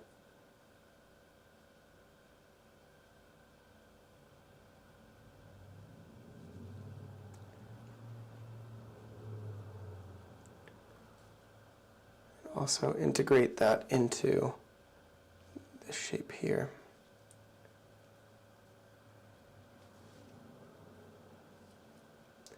Okay, and by doing that, my water now seems very, very light. This one. So, what am I going to do? I'm going to darken it just a little bit. The paint on there should mix with this. But, let's see.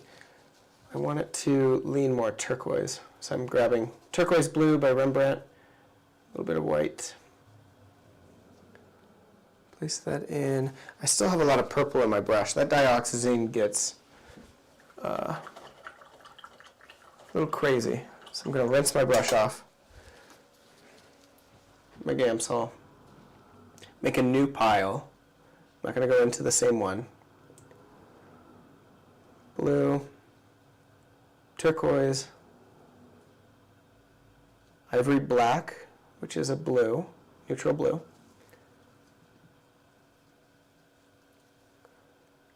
Very neutral.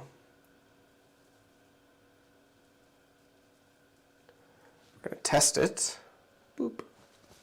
Absolutely not. Way too dark.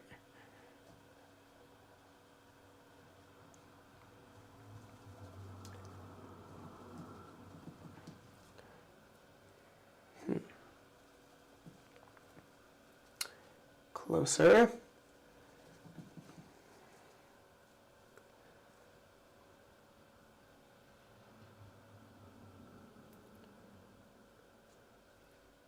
little bit turquoise. So close. I'm going to redraw that edge.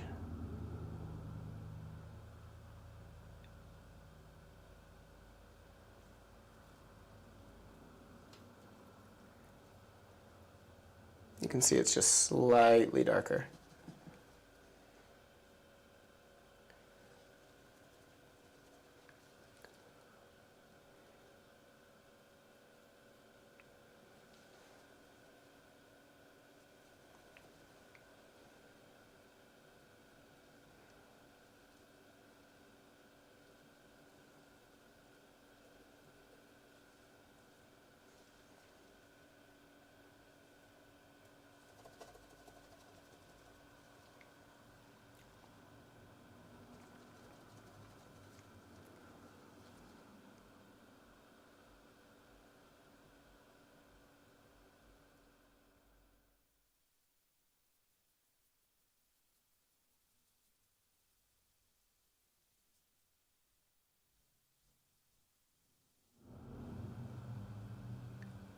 camera is making it look more saturated than it actually is. I assume that's going to be a continued issue. I will try to resolve that as much as I possibly can. Just subscribe to your channel and turn the notifications on. Now I need to go to bed. See you next time. Awesome. See you next time. Yeah, I'm going to be doing this weekly. So, to be honest, this is how you compose a lot of tattoos in black and gray. Loose at first and build up the details as I get darker. Oh, really? That's super cool. I would think you... are you talking about like composing on iPad? Because you don't really sketch on the skin, right? Or do you? I guess you could. That sounds terrifying. Using skin as a sketchbook.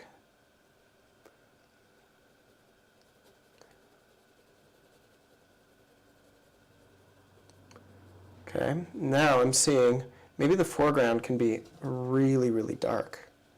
So, ultramarine blue, ivory black. The paint underneath should still be wet.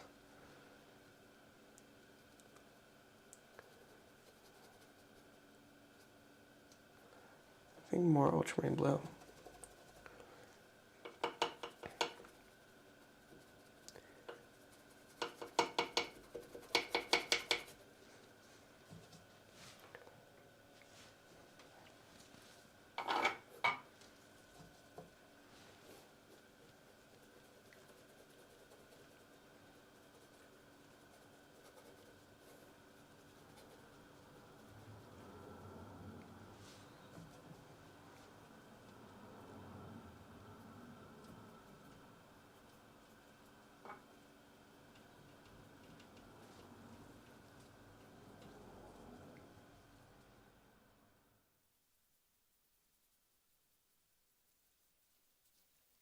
Okay, now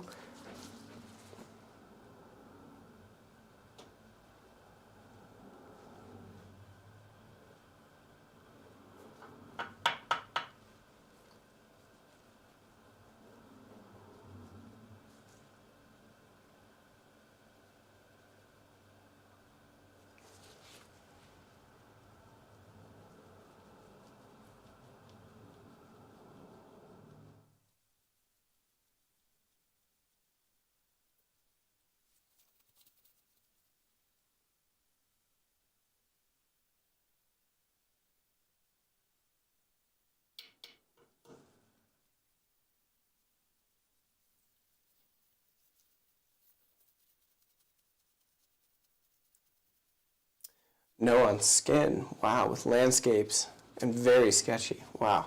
Tanner, if you could only use 3 brushes, size, shape, forever, what would you choose? Easy. 3 brushes. I'll do these 3. I love rounds. Rounds always felt like I was drawing, so it would have to be a round. Now, these Michael Klein brushes have been so useful. I typically use these for portraits. They're excellent. I love scumbling, and I love glazing, and I love painting in multiple layers, so I'm constantly using this thing. So 3 brushes. Can I have different sizes, or... I'm just going to assume 3 different brushes entirely. So the Michael Klein round, I would have to say that I need a fan brush. So I'd go with the Rosemary & Co. Series 105 fan brush. That's a must. And then, let's see, something to like block in broad areas. So I'd go with something like this, which is a ivory long flat. This picks up a ton of paint. If I need to cover a big surface, I'd use this. Now, I have another video on brushes. You can go look there. I talk more about a variety of different brushes.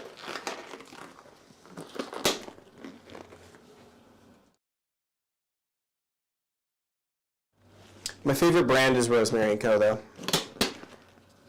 They got good stuff. They're good people.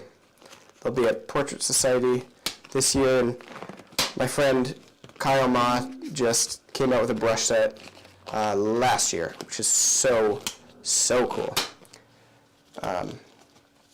Go support. Okay, I found this on the web for this year, and my friend Kyle might. Let's see. Kyle Ma just came out with a brush set last year, and I would highly recommend going and investing in his brush set. He's got some really good ones. He even has some Michael Klein rounds. Yeah, go help him. When you travel, do you bring back the wet boards and finish them in the studio? If so, how? So when I travel, I'm just about to go to Arizona on a painting trip, and I like to bring a panel carrier. Let me grab it right now. This Raymar panel carrier, it holds, I think, like 8 canvases. I buy these huge sheets of the Centurion Deluxe linen panels, and you can see I cut them down to size. So they're originally 24 by 36. This is only a 6 by 8. And I just cut a ton of them. And they fit inside here, and they can be wet, and they're totally fine. That is one way. Or I have this thing, which is almost like just a frame, and you place your panels in here, and they face each other, so you can have 2 wet paintings held in here. Now, I do prefer to use alkyd when I'm traveling. An alkyd medium is a fast-drying medium, like Liquin or Oleo Res gel. And that helps with speeding up the drying time. Yeah. Oh yeah, I will get the fan brush. I got some rosemary brushes for Christmas, and they are fab. Yeah, my little brother hooked me up this year. Thank you, Kirby. He got me some Rosemary & Co. as well. They're great brushes. But I will say, not absolutely essential. If you can't get a hold of them, do not worry. You're not a lesser painter because you don't have those brushes. Painting can be done with terrible brushes. You know who doesn't buy into any of that? Daniel Sprick. The painting I'm studying today is by Daniel Sprick, and he does not give 2 hoots about it, about brushes. He buys those cheap brushes from the art store that last no time at all, and he creates masterpieces with them. So don't feel bad.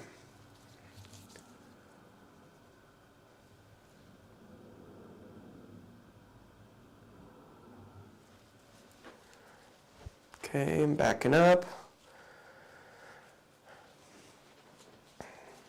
I'm digging this. There are some issues with it, but I'm enjoying it. It's not the tool, it's the hands it's in. That's absolutely right, Alex. But when I was first starting, I was like, you know what? I need to make sure that that's true. So I got the fanciest canvas, the fanciest brushes, the fanciest paint, and guess what? Didn't change anything. I still sucked. So, if you need to prove that to yourself, go for it. Get the nice stuff.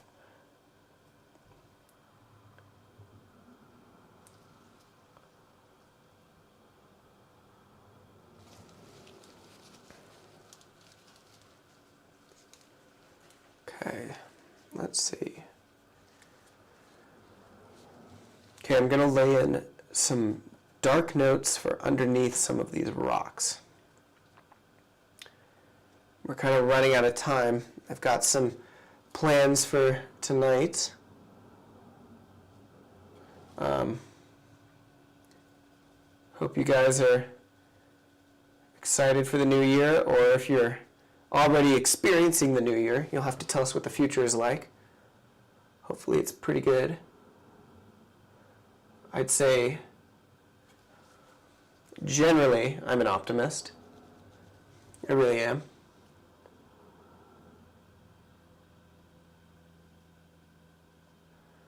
Okay, so back to front. So I'm laying in the shadows underneath the rocks first, and then I'm going to place the rocks on top. And shadows should be painted thinly. Okay, so going in with this tiny little round, placing in dark notes. These are not black, right? Your darkest notes should only be in the foreground. Okay. Digging this. I use a $130 Amazon machine and do all my portraits with it. Alex, I don't know if that's expensive or if that is super cheap, but that is awesome. I have a feeling, going along with the conversation, that it's pretty cheap. And Alex, you're good. You're good, my friend. Whatever you're doing, keep doing it.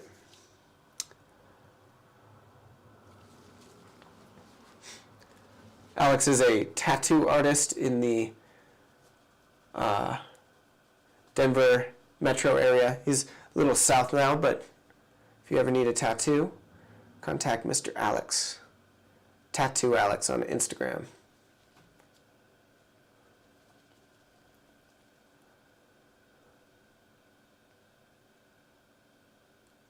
Okay, I'm placing in the shadows of this tree.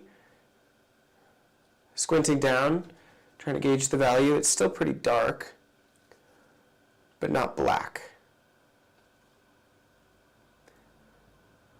I could spend an eternity, not an eternity, but a significant period of time creating the exact shape of this tree. And again, if you guys have no idea what I'm painting, if you go back to the beginning of this video, at the very beginning I hold up my iPad and you can kind of see the painting I'm studying.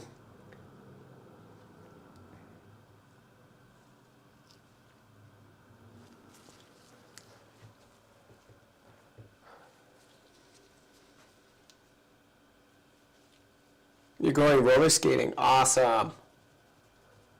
That's sweet. That'll be so fun.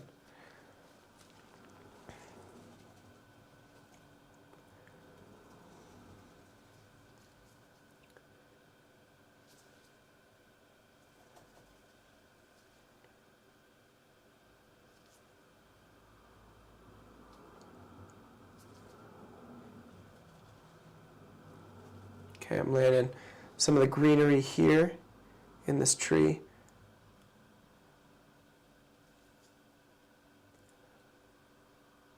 You know what's more important than brushwork? It's getting the right color and value. Okay, I want this tier to stand in front of the tier behind it. So this is slightly darker. The shadow is slightly darker than what is happening behind it. I'm actually going to change it from the original painting a little bit.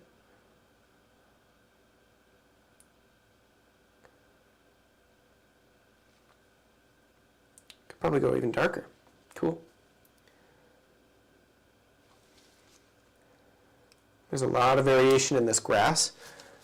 I may actually use my fan brush and start to create some texture here. Some cool notes. The same value laid in here to create kind of a grassy texture.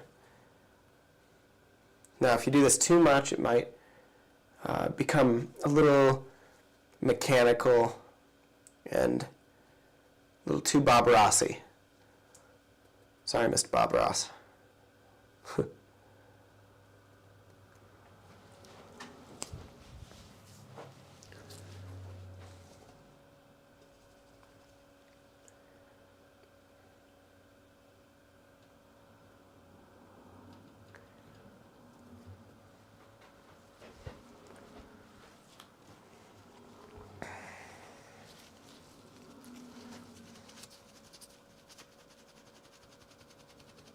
Okay, I'm going to clean off my fan brush. I'm noticing that the water is a little too, it's undulating a little too much. Sometimes it's fun to keep that, but I'm just going to soften it. It's kind of distracting.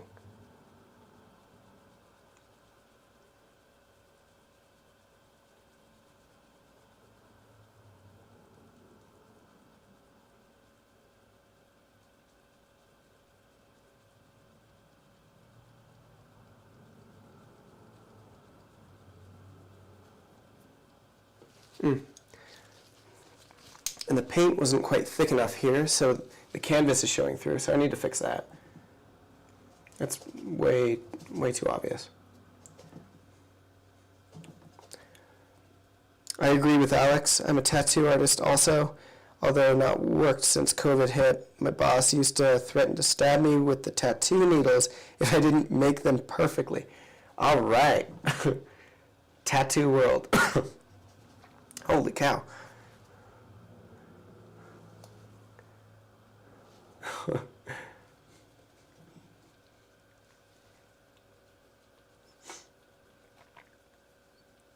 I'm going to increase the, sorry guys. I'm going to increase the saturation down here a little bit. Hopefully by the next live stream, I am totally good. Because I'm sure this is kind of annoying. What's wrong with his voice? Or, wow, his voice is sexy.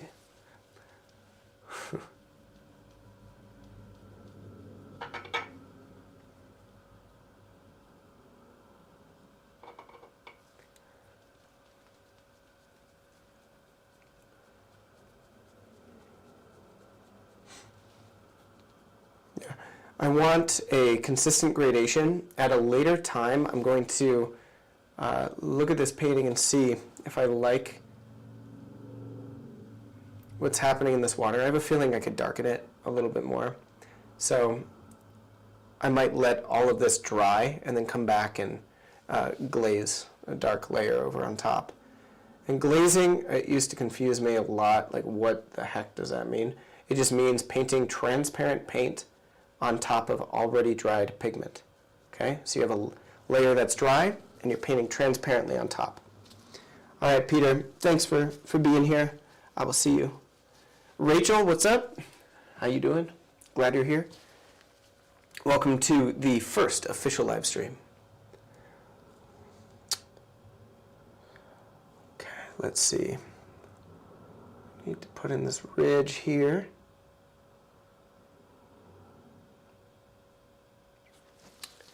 I'm going to use this smaller brush.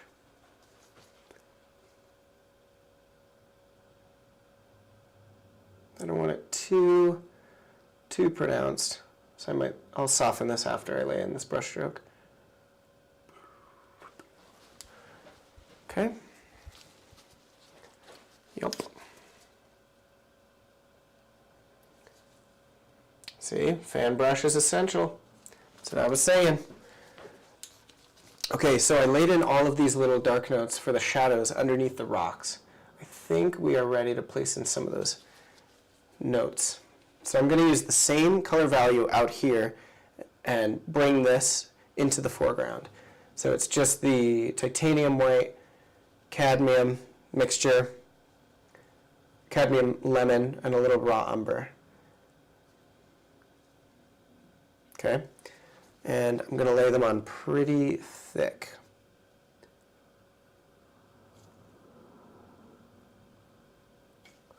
I can only get a few. I want them being the same shape. It's very important. Using a round brush, you create pretty much an identical, or you can create an identical brush stroke over and over and over and over again. I want to avoid that.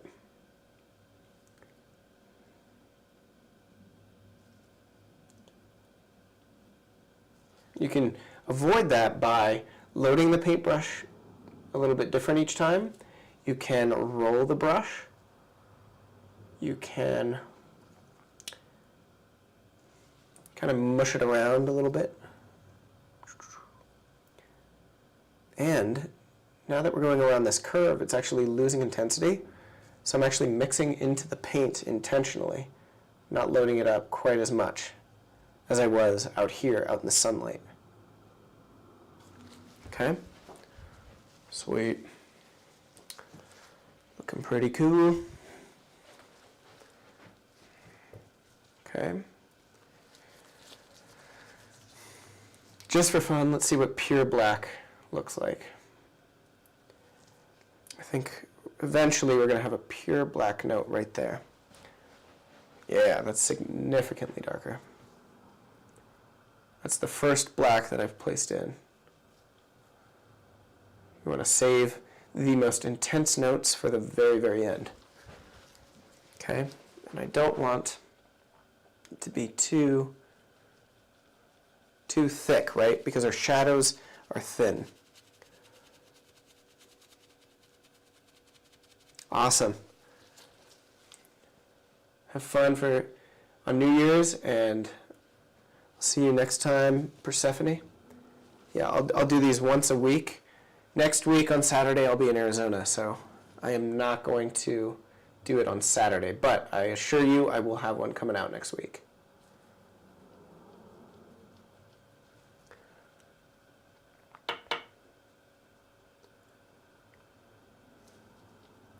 It's fun hanging out. When you're painting alone, it can be nice, but it can also be a little lonely. So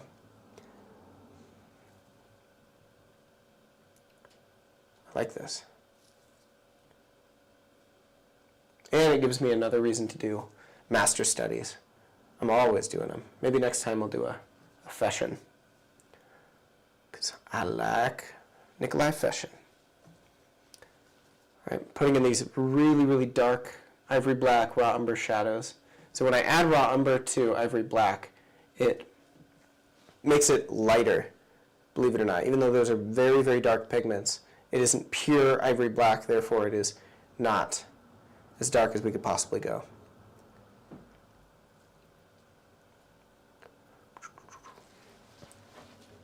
Okay, now when I do that, it makes me realize I can darken this shadow a little bit.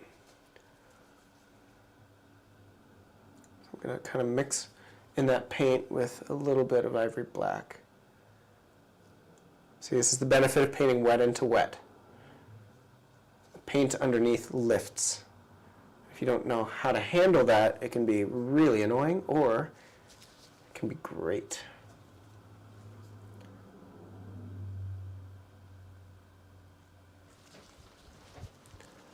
Taking a step back, looking in the mirror.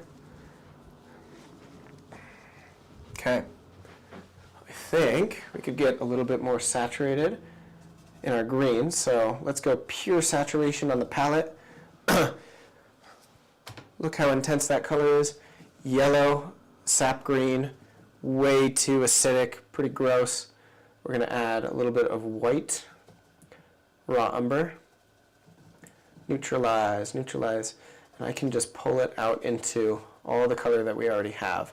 And that, even though it seems so much more neutral, it's going to harmonize with what is going on here, which is what we want.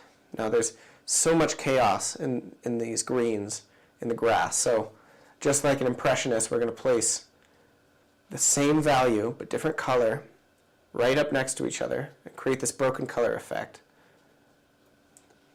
And I'm rolling my brush to create more and more texture. And as it mixes into the black, it's neutralizing and softening the edge. I like that. Okay, this should feel curved like a cylinder, curving down into the creek.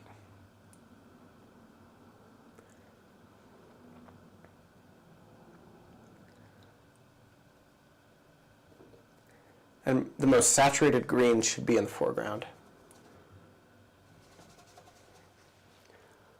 Whatever's closest to us. But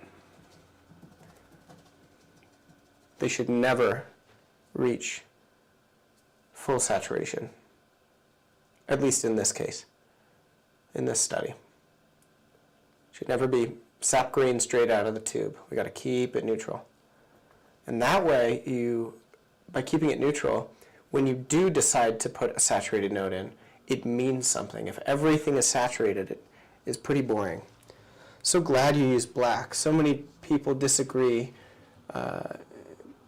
Yeah, oh, I know. Some people really don't like using black, and it doesn't make any sense. It's such a useful color. It's just a neutral blue, right? So anytime you need to neutralize something, go for it. It can be overpowering, but so can phthalo greens, so can cadmiums. So yeah, there's nothing wrong with using it.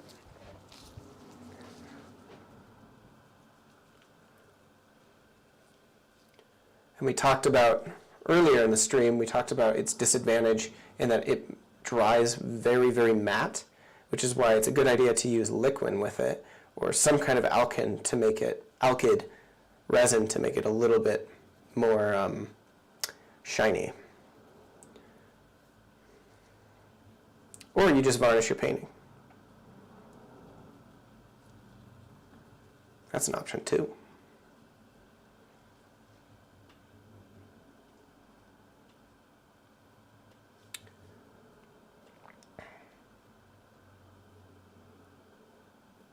So I'm using the edge of the fan brush to kind of create more texture.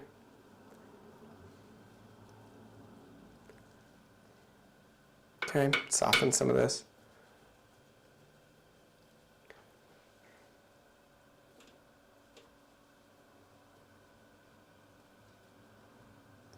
And I'm not randomly softening. I'm drawing with those brush strokes, being very deliberate in the direction of each of these strokes.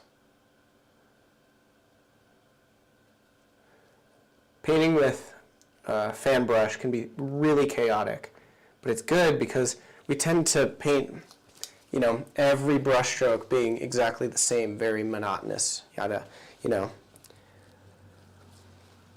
Oh, let's see. What other lives? Oh, what's up, Olivia? How you doing? What other live streams do I plan on doing? Let's see. I'll probably throw up some works in progress, some larger paintings. I have so many paintings that need to be completed, and they're just laying around the studio and mocking me. So it'd be nice to just, paint while you guys are here, and I can explain, my thought process, maybe get out of my head a little bit, and finish those off. Usually when I'm finishing off a painting, I like to make a list, a checklist, right? Otherwise, to be honest, don't tell anyone. Even when a painting is sold, there's not a single painting that I'm 100% satisfied with. So they're never really done. You just kind of have to give up, or someone needs to buy it to, rip it out of my hands. So by creating a checklist, that's really been very, very helpful for me. So maybe I'll create a checklist, do a live stream. You guys can see that process. I think that'd be very, very fun to watch, or if not fun to watch, at least I get my stuff done. There's some logs over here on this hill. I'm placing in the shadows and then putting this on top. And notice how it's almost the same mixture everywhere. They're all harmonizing. The rocks here, the distant rocks there, the ones here, they're all in the same color family, right? That's what creates harmony. Okay, and this a little bright. Let me soften those because they're cylinders. Slow turning form. Taking a step back, we are getting pretty darn close. Yeah, I'm stoked. Let's see. Let me exit out of this.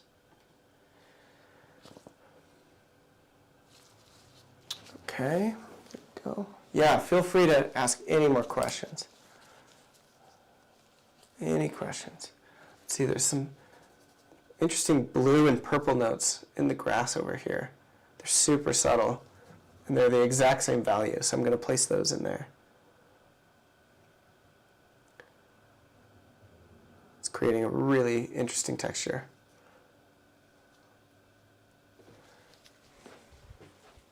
All right, good. We need more greenery over here. Now I don't like how saturated that's getting, so I'm going to neutralize with purple into the greens, create some kind of chaotic brush strokes. Not chaotic, it looks like Dan was creating this flow, like going up and then down and then connecting into this curve.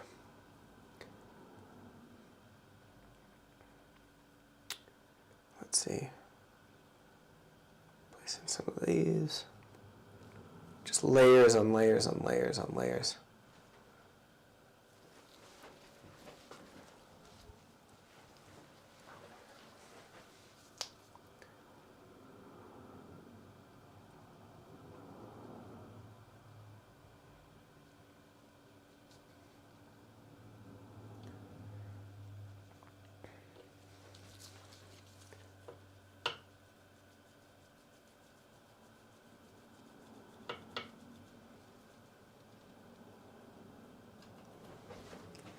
Okay.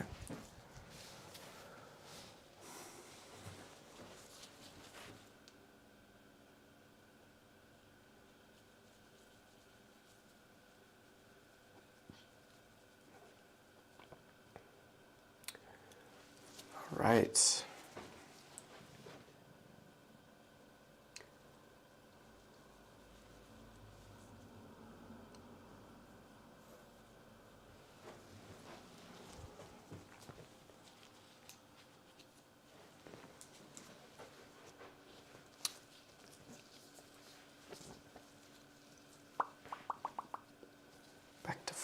Back to front. Can create some irregularity in here. Maybe a few more saturated notes, or lighter notes really, up on top of each of these crests. So you think of them as fundamental forms, like cones and cylinders. So this whole form is turning down and becoming softer, so you should have a softer edge along here. And then also, as it goes over like waves, light to dark, light to dark, light to dark. Consistent, constant gradation.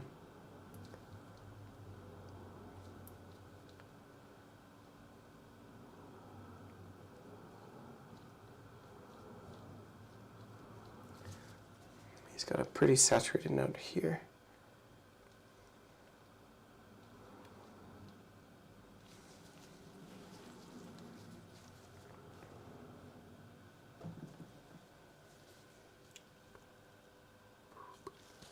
Okay.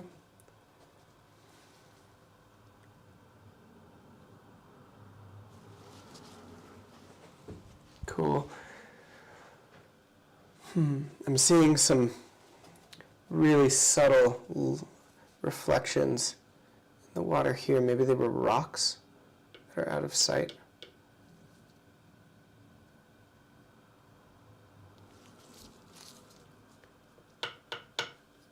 Nice and soft. I want to make sure I don't leave any of the canvas showing through. That really bothers me. And that's actually the purpose of selective toning.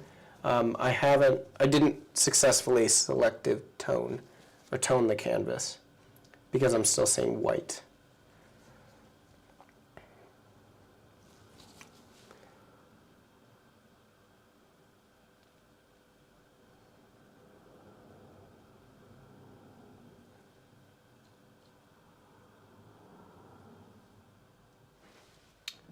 Okay, it gets dark up in here.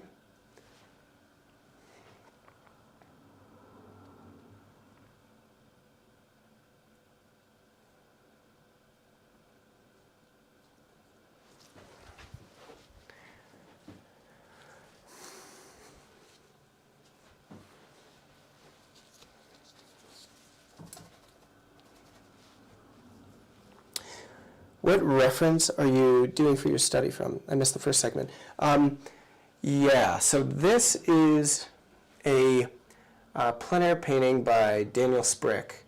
Dan is my friend and mentor, and I've been painting a lot with him, so I thought, you know what, it'd be super helpful to, take one of his paintings and kind of break it down based on the things that we've been focusing on. Give me a second. Sorry, I keep having to cough. If you're just joining, I had the flu, and there are remnants of it in my esophagus. I apologize.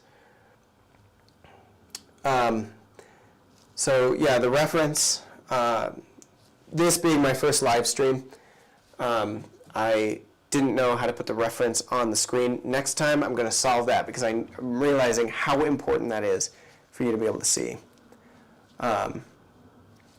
Actually, since you're asking, let me hold up my iPad.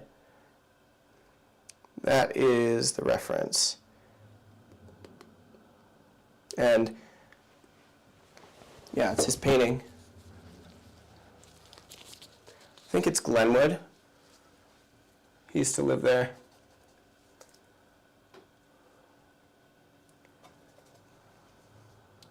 So what we've been focusing on today is atmospheric perspective.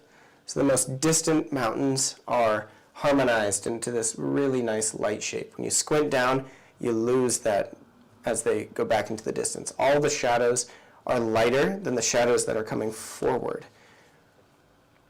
So to create that effect, you just make sure each tier of depth has a little bit darker shadows as it comes towards us. I don't know why I put that note in there. That was wrong.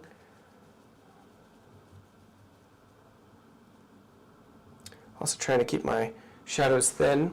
Now, the camera, of course, is not picking up exactly what's going on. All of these shadows in the foreground look so dark on that screen. I want you to know they are not that dark. They are dark, but goodness. It's really going to bother me.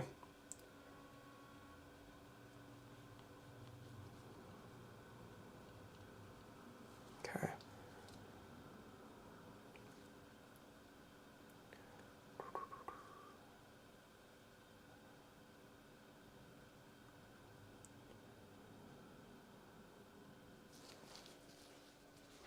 Okay. I'm liking it. Now, there is pretty much an unlimited amount of detail I could be putting into this. There are plenty of tiny little shapes back here in these mountains, and it is very tempting to go back in here. I think I will for a little bit, but I'm running out of time. I'm going to say the stream is going to end at 3:30. 3:30 my time, which is only in 12 minutes. So, if you have any last-minute questions, please go for it. Ask me. I'm here for you. And I hope everyone has a wonderful New Year. If it isn't New Year already for you. I'm excited. I've got plans tonight. Great plans.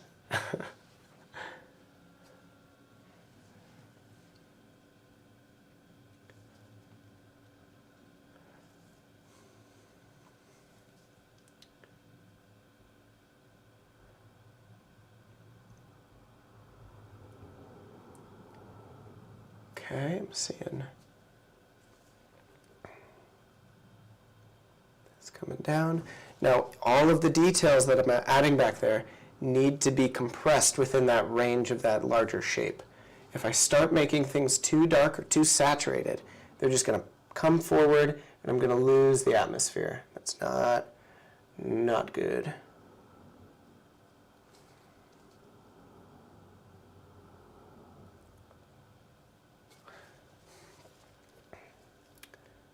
Also, I don't want them to be perfectly repetitive brushstrokes, so I need to be aware of that and kind of manipulate my brush in such a way that it's kind of like losing control a little bit. Might pull some of this. There. Okay. Assuming you are self-taught, how long did it take you to get good at landscape painting? Hi, I'm from London. That is so cool that you're from London. Glad you're here. Now, great question. I am, I'd say 90, around there, 90% self-taught. And I say, before I was good at landscape painting, probably took 3 years to be satisfied with it. But that isn't necessarily true. Because objectively, in 5 years from now, I'm going to look back at my paintings and be like, oh my God, that's so gross. Well, how could I have painted like that? How could I have made those mistakes? Well, you are a product of the time and how skilled you are right now. So, I don't want you to think that way. I'd say, do your absolute best and be satisfied with every single step of the way as you get better. Because it never ends. Right now, I am still thinking, oh God, I suck. My goodness, I need to, keep practicing. I'm I am very hard on myself. And I think that's good because it's allowed me to be critical enough to self-motivate and get better. But you will always be worse and you will always be better than someone else. So enjoy where you're at and just keep painting. You have to ask yourself, why are you in it for the first place? Are you in it to be the next Rembrandt? Maybe you are, and you should follow that dream, but you gotta take a deep breath sometimes. It's really a note to self. Do you have any art-related goals for 2023? Absolutely. I have so many. I was just talking to someone on here, Alex, about some of my goals. One of them I brought up earlier is I want to paint a multi-figure composition. So I've done figures and landscapes. That was kind of my goal for last year. I'm just about done with one of them that I'm very, very proud of, with this beautiful model. And I'm so close to finishing that. But, yeah, multi-figure. So I want 2 characters relating. And not just that, but I want more of a narrative in the piece. I've never really thought about that. I've always painted things because they look beautiful to me. And that is awesome, but I think I could take it a step further and just make it a little bit more interesting.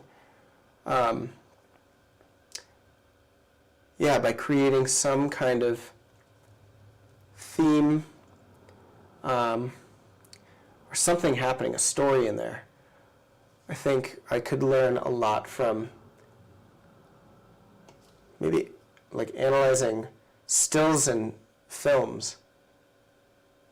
I think that is going to be my next influence, is studying some stuff like that.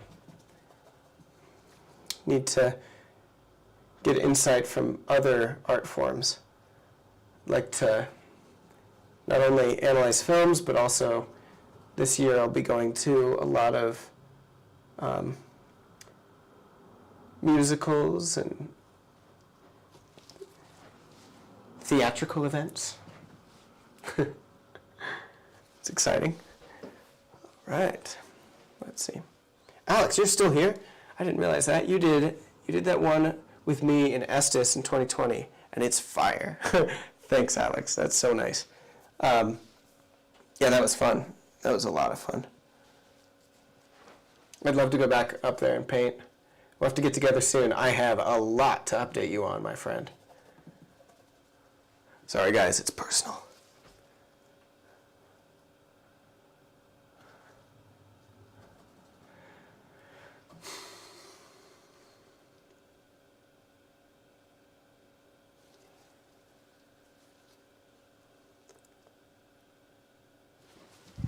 Okay. Taking a step back, looking in the mirror.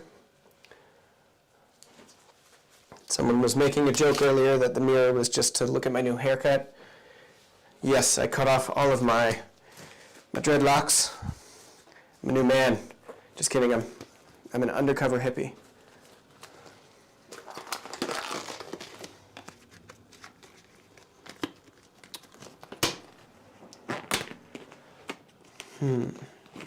Yeah, I'm liking this. So, towards the end of the painting, try to see if I could try to copy this thing as exactly as possible, as precisely as possible, but it looks like I only have 5 minutes left. So, I want to ask if I got what I was going after at the very beginning. Sorry.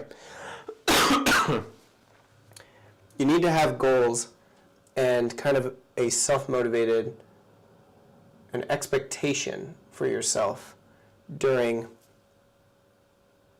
a master study.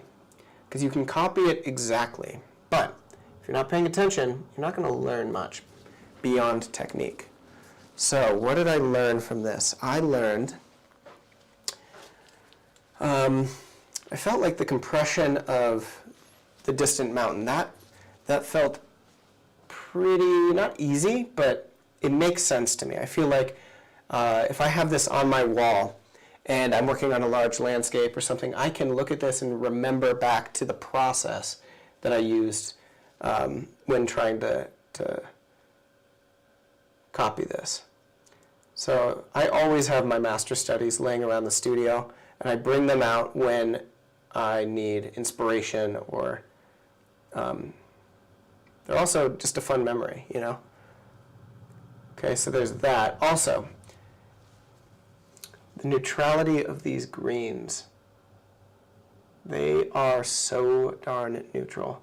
I think I could get better in my paintings to kind of simplify and harmonize those neutrals a little bit more. There's an interesting reflection happening in here, and I'm not sure what it's from, but I'm going to lay it in there. Oh, it's a little bit lighter. For us, over about 30 minutes starts the new year. Holy cow. That's amazing. And you're up watching a YouTube video. Not just any YouTube video, you're watching mine. Thank you. Actually, it's probably really smart. I have a very hard time staying up late, so tonight's going to be rough. Just kidding. It'll be fun. But I may need a distraction. I have a feeling I'm gonna have that. Nice job so far. Happy New Year from Romney Marshes of Kent, England. See you next year. See you next year, sir. Glad you're here, and I hope you'll be here during the next one. I'm going to be doing these at least once a week. Most of the time they're going to be on Saturdays. Next Saturday I'll be in Arizona, a painting event, painting workshop actually. But I will be doing this frequently, so stay tuned. Make sure you're following me on Instagram. I will announce for those Instagram, or I'll announce for my next live stream on Instagram. Guess I'm getting tired.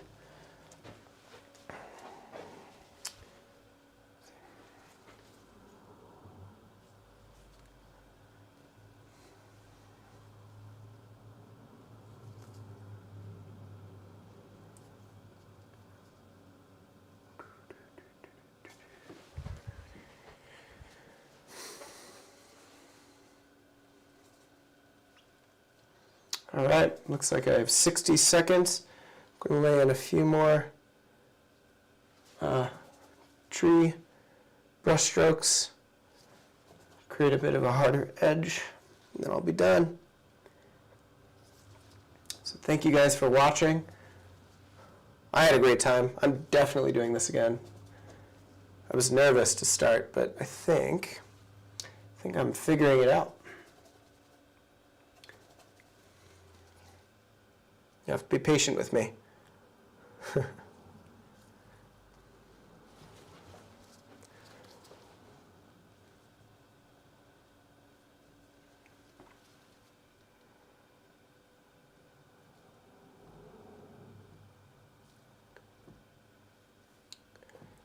All right. And boom. We're going to call that finished. Even though I'm noticing now that I didn't even go all the way to the edge, but that's okay. All right. Thank you guys so much for watching. I will see you next time. Peace.